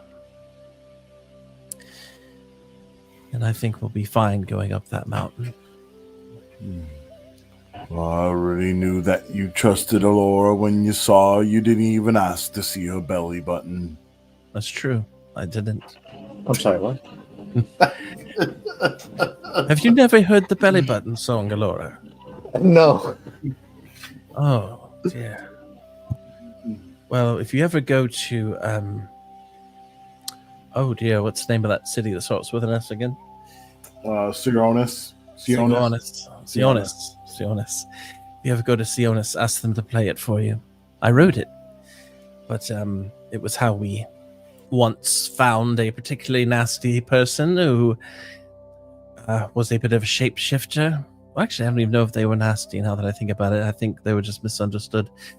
But along the way, once, Alora, you'll have to hear this story. So I was in child form, and we come across this wonderful couple, man and woman. I invite them in, they sort of adopt me. It's beautiful. It really is.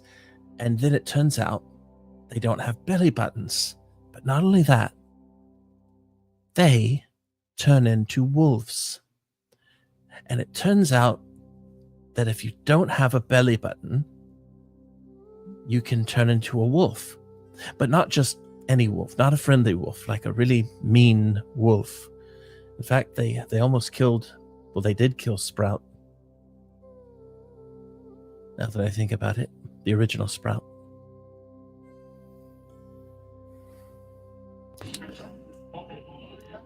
That's pretty interesting. I'll be sure to keep an eye out. But yes, I am definitely grateful. If it weren't for any of you, I probably wouldn't have left that forest. I'd probably be still stuck there. Besides, I would have always liked to travel, even if it is outside my woods.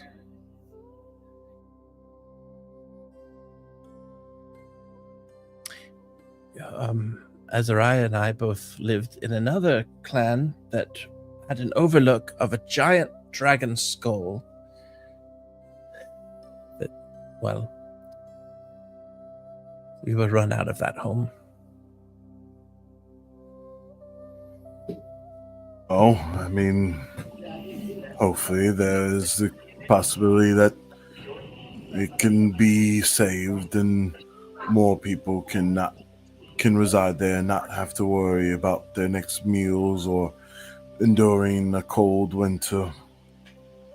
Well, Yes. perhaps. But home truly is where you make it. The friends along the way, where you go to eat, or where you just go to spend the night. Anything can be a home. It's true. It's actually quite true. I do agree with that for the most part, but I think ever since I was placed on the Council of Skullfeld that you really truly start to think about others' well-beings and the fact that not everyone is capable of taking care of themselves, and it really does take a village. And it's strange, you see these people here, they're happy and they're kind, but they also don't know if they'll have full bellies in 3 days, and that causes a strain on people's souls. That is true. But while we have the information, we should do our best to share it. After Yes. all, I would have definitely loved to have the knowledge I have now back when I was just a little girl. I've been writing down their stories.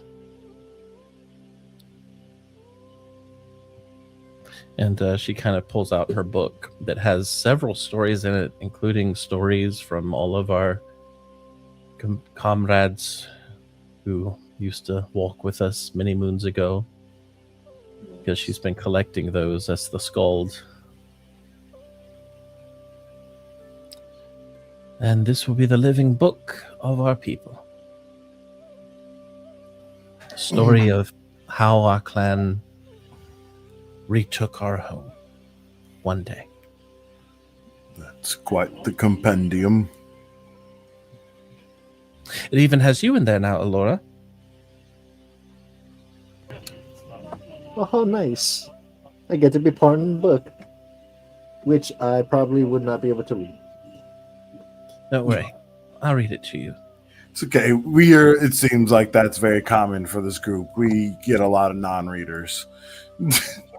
Yes. Oh, no. I can read, but not as good as other people. Gotcha. It's okay. We had people that completely couldn't read. So. I have a great beginner's book.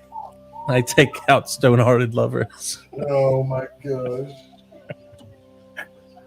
This was actually the first book I got published. No, thanks, Nala. Remember, you tried selling me on that book long ago. I didn't want it All right. then. I don't want it now. Maybe some other time. Well, the next one will have a wolf in it.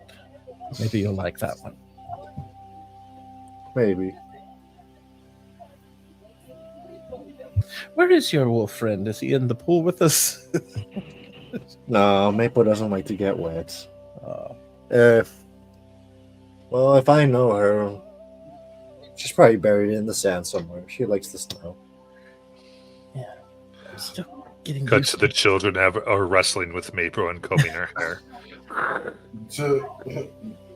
Her fur giving her, get these bristles out of you, Maple.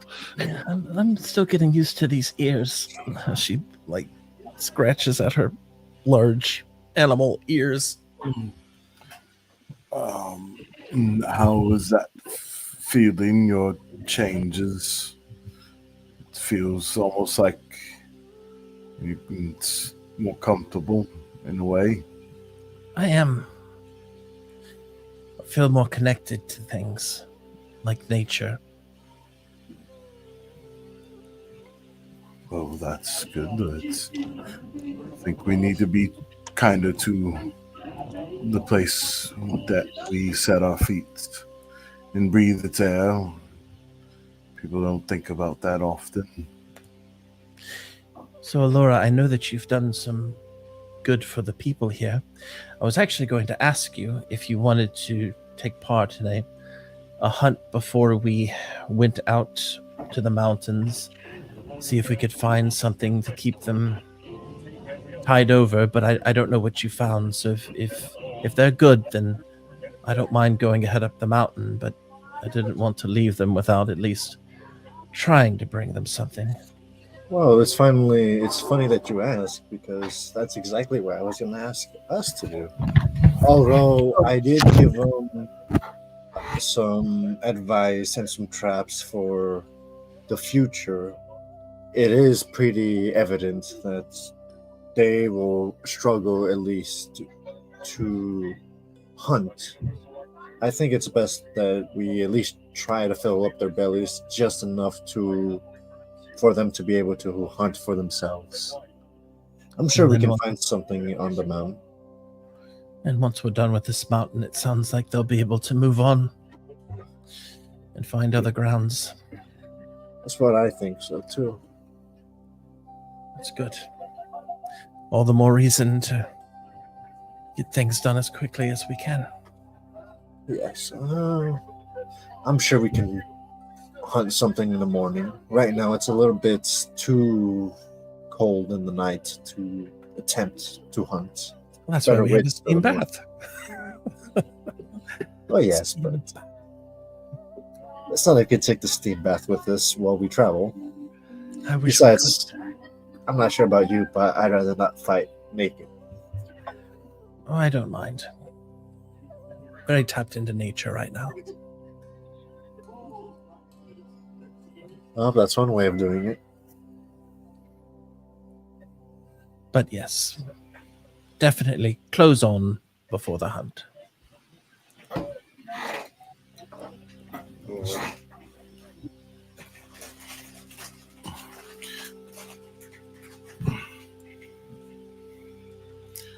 I think it's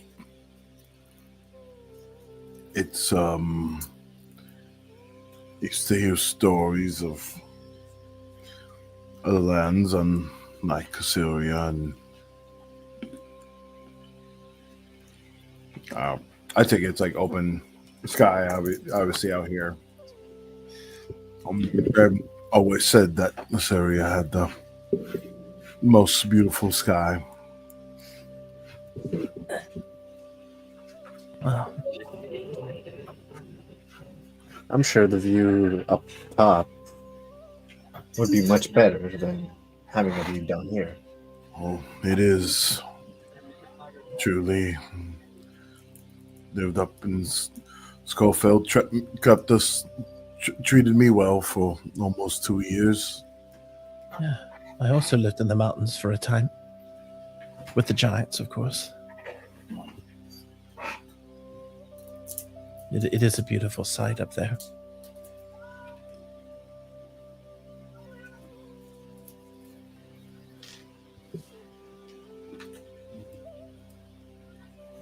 Hmm.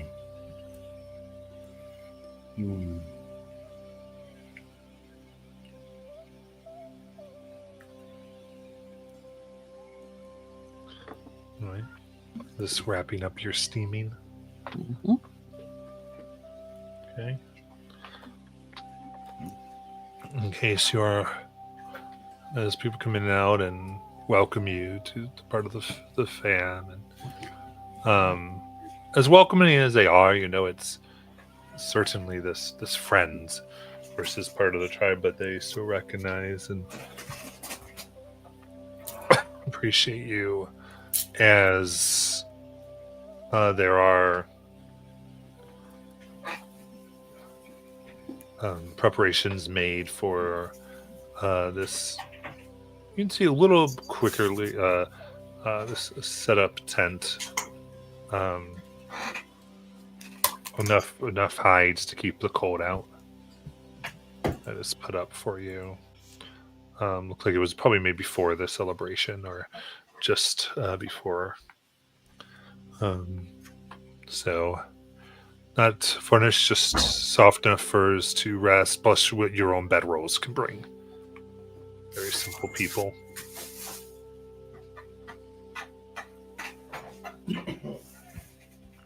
This isn't armor, correct? That they gave us. Oh, the cold weather gear? Yeah. No, it's just Just cold clothes. weather gear. Okay. It's just, yeah, I know I said scales of it. It's just culturally what they have for against the cold. So yeah, she would definitely change into hers. But would there be any way for us to find out if we are able to hunt down a beast before we trek out? I mean, you could certainly go to a hunt if you would let them know and begin said thing. Nice. And for these people, it would have to be a pretty big one. So, Mhm. Woo! That's killer woman mammoth. Too soon, man. Too soon. Oh no, that's not what I meant. That's not what I meant. It took me a minute. I was like, "That's what?" No. You know what's funny about that? What I thought about it was snow, ice age. For sure. Yeah. Actually, honestly, I would fight a giant sloth. They need one of those. Giant sloths were Oh. terrifying. Giant sloth. I just Yeah. Only if the name is Sid.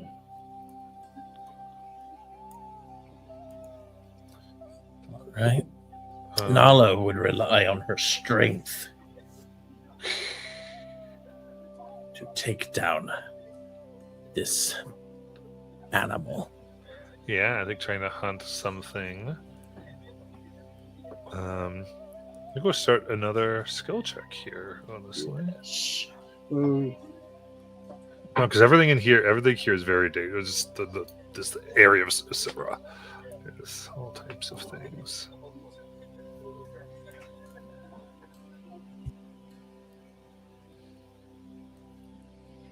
So, what is everybody doing? And then we can do the check. Oh, Good. well, Laura would obviously, seeing how she gave them the equipment, she's 100% sure there's something here, so she's going to be looking for any tracks or anything noteworthy that would lead to an animal.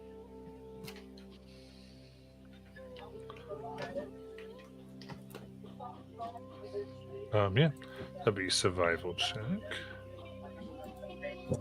Been doing good with these. Oh, and I will continue to do so. That's a 25. Nice. Hunting gives Azariah anxiety.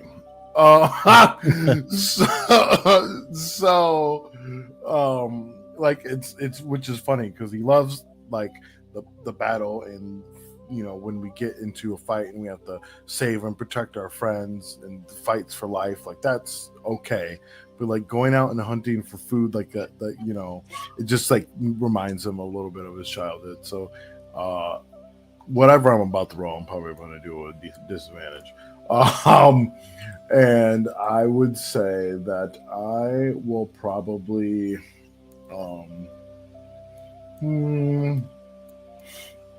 maybe just think of like, because I was probably pretty young, like around 13 or 14 when I knew that hunting wasn't for me. So I try to think back of a kid and like some of the basics as I'm like following Laura's steps, kind of thinking of the things that I learned and how to keep quiet and making sure that your patience will be awarded once you get yourself in right position to strike and just things like that. So I'm like thinking about my old training and going through there. Okay. So, be a little bit of a history check if you want. Oh, I'm sorry. Good. History. Oh yeah, with the disadvantage, because I have anxiety. Let's see. That went real good from real mediocre. 11. Oh, jeez. Okay. It was almost 28.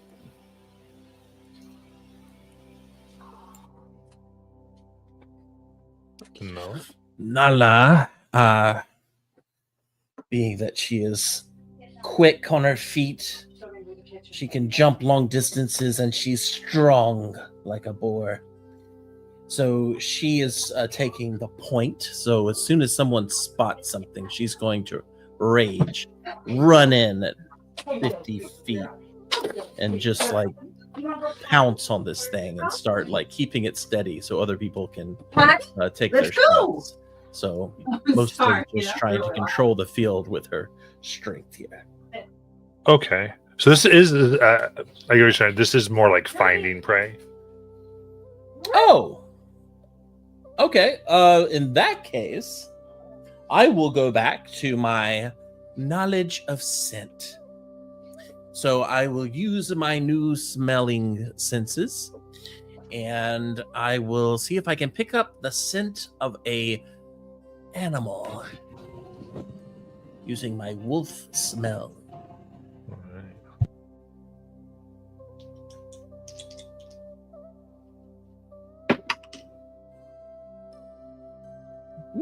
What is this? That is a okay.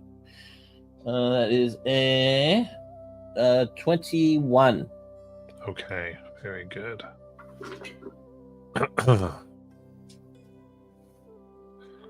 So, the only viable places here are you are led, so you can easily find some of the glacier paths, specifically those that go very deep, where light doesn't reach, almost cave-like, dry and There's probably way too many. sharp, not smoothed out by melting. It's dangerous. And you notice the scales on the hides you've been given provide like a protection against the sharp ice that sticks out, that you become very thankful for, to avoid the scratches and the inconvenience. You're welcome, big girl. Thank you. And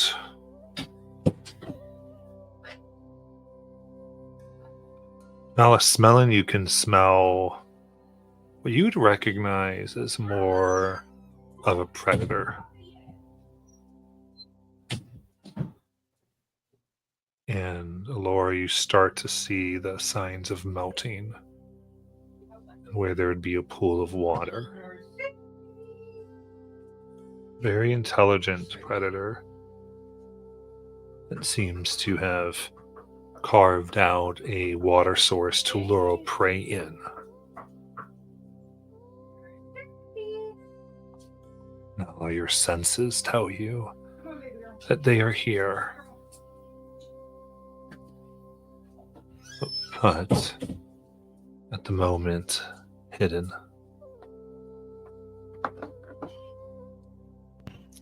And I would say, well, I think as you've entered into this, we'll go ahead and get an initiative roll. Oh.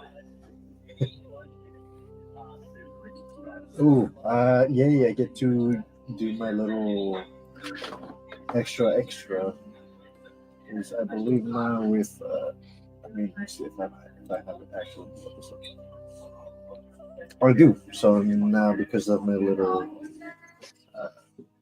I'm blanking out on words, damn it. That's a plus 9 because of my connection to, I forgot the name. I can't pronounce the name. My spirit raven. Okay, so what's your initiative number? So that's a plus 9 to that. So that's a dirty 20. Dirty 20. Okay, awesome. So I got Alora at 20, Azariah at 18, and Nala at 17. Alrighty, so with that,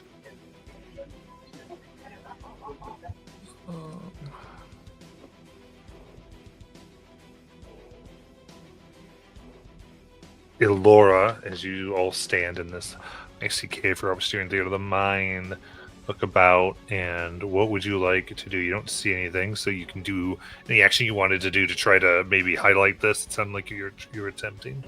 Yeah, I was going to. Let's see where.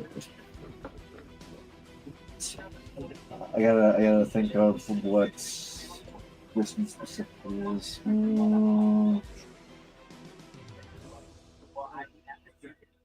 No, I can't. That doesn't count as minor illusion. Damn. If it's something that would take more time than an action, I would allow it. Because No. So what I was going for was I was going to try to cast minor illusion to have a like the form of an animal, and then I was going to use her skill from her spirit raven to mimic the sound of the animal to try to bait out the creature. okay, But minor illusion does not work on that. okay, you could still use the sound if you wanted. Or do something. Yeah, I'll still do that. I'll do that, and I'll just ready my action with my bow. So I will. I'll make the sound of an elk. Okay, so there would be an action, I believe, to do that Is it? mimicry. Oh, Yeah. that's fine. I'll go ahead and take that action. All right. How do I do a save on that? Yes, I believe it should be. I believe it's with.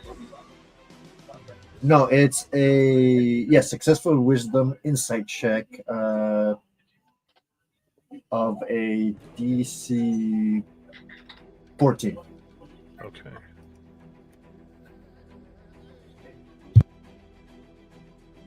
Okay, so with that, you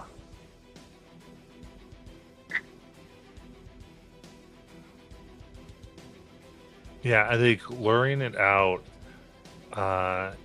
you can now see this. So the only sight any of you would have at this point would be dark vision. So you'd see this creature that, very sleek form, 6 legs, making their way, very large and bulky. Those shaped almost panther-like, with very these whiskers that seem to extend out, and it's sniffing the air. Drawing it out like this, you've been able to take away its hidden condition, so it's not attacking from unseen. See. And you can do anything with your other action economy because you can now see it.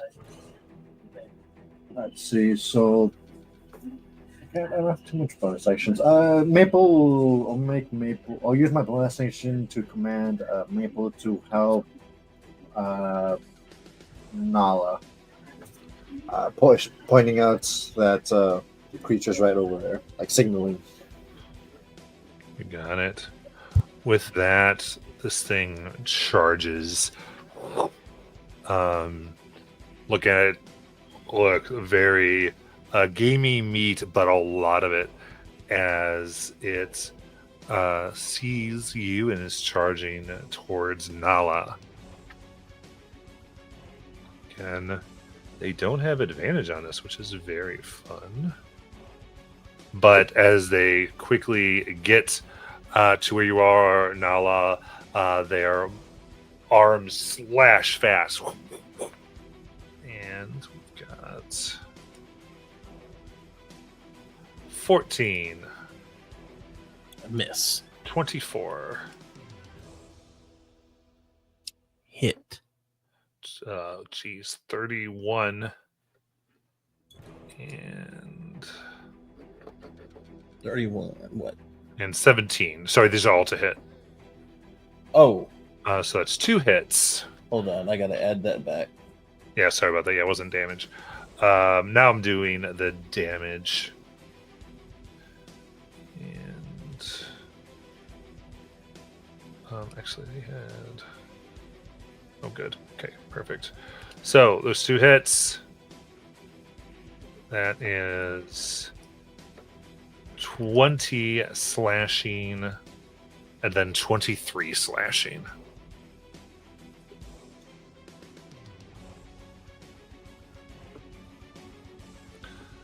Charges, digging in deep.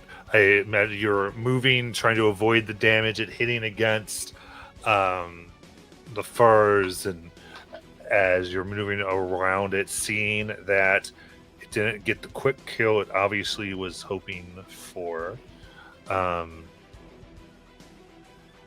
it quickly glances up to the ceiling above, where large stalactites of ice hang down, as there's this pulse of energy as it teleports up, using its claws to cling up there above the glacier pool, looking down about 30 feet in the air. And Azariah. So it's on this glacier pool in the It's air? above it. It's above it. Yeah, above the glacier pool on this cavey, icy ceiling. Oh, it's okay. So it's like climbing, like stuck on the ceiling. It's not like a ledge for me to also get up on. Correct. It's hanging from the ceiling. All right. Well, you know what? Bump it. Nice. Let's bump it. I'm going to Cast fireball. No, I don't think they want barbecue like that. But wait, no. Unfortunately, I wish I had a firebolt because then I'd just get on the side select right because I can get objects or whatever. But jeez. Oh, sorry about that. I am actually going to just. Oh no, I don't want to do that. I feel so like another thing with anxiety, right? Like, and I was like, your grandmother's teaching you those damn spells; those ruin the meat, you know. I'm like, and so now I'm looking at my spell list, and I'm like, I don't know what to do. It's like I'm like thinking about how it is. So I'm just gonna like I am going to yeah. So like I'm guessing there's shards of ice or stuff around maybe or Yes. like does it look okay? So I will as long as it's within. I would like for it to be within 20 feet of the creature, but it has to be within 60 feet of me. And I am going to start moving my hands around, and as I do, and the objects start like like hovering up, and the art shards point in direction of the creature and go up. Okay, this meant to be a bunch of tiny ice shards. Yeah, for like that, for yeah, anime so they're- objects. Yeah. Perfect. They rise up, point for their pointed ends towards this thing, and you can make your rolls. All right. I wasn't ready. Okay. All right. Roll 10. Yeah, AC Uh, 18. Okay. Plus 8 to roll. 18. All right. So 1, 2, 3 missed. That's a make. Oh, 18 actually. Sorry. That's a miss too. All right. Then that's going to be 6 that hit. And that will be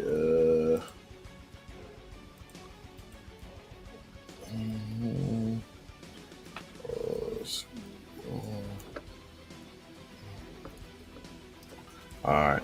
That's going to be 24 plus. That's going to be 40 piercing damage for 24 plus 16. Heck yes. Yeah. As they just hover up around, and I try to, not. I don't want to ruin the meat, right? I'm trying to like get the, just have them all go into the areas like toward the heart, so you can just kill it and not ruin, like I said, ruin the meat. So like we're thinking about was that said, damn spells. So yeah. Very nice. It screams as the shards tear into it. But that will go to Nala. Nala gives out this lioness growl. It's like a motorcycle engine as it just comes up through her throat and just radiates around this creature as it might have realized it just made a mistake. And her hands, the claws get longer, her teeth a little sharper, and her eyes now reflect sort of like cat eyes, the little slits in them, as her ears kind of narrowly go backward, and her hair kind of sticks up a little bit, and she just jumps at this thing with her talon-like claws, going for the throat, trying not to tear off any huge swaths of meat, because the whole point of this is to bring it back. So she's just kind of trying to cut off its airway. So this is a 30-foot jump up there? Yep. Awesome. And she will start swinging. All right. The first one is only a 16. Oh, 16. The skin is too thick for your claws. All right, so swing again. That one is a 23. That hits. Only 9 slashing. And finally, she has one more attack here. But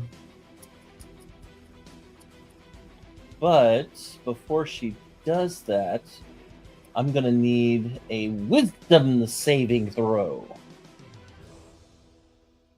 Ooh, 15. All right, so it's going to take 10 psychic damage of fear. It doesn't actually get frightened or anything. It's just me flavoring it. And then she will take her claw and strike at its sort of where the blood rushes in at the lower part of the ankle.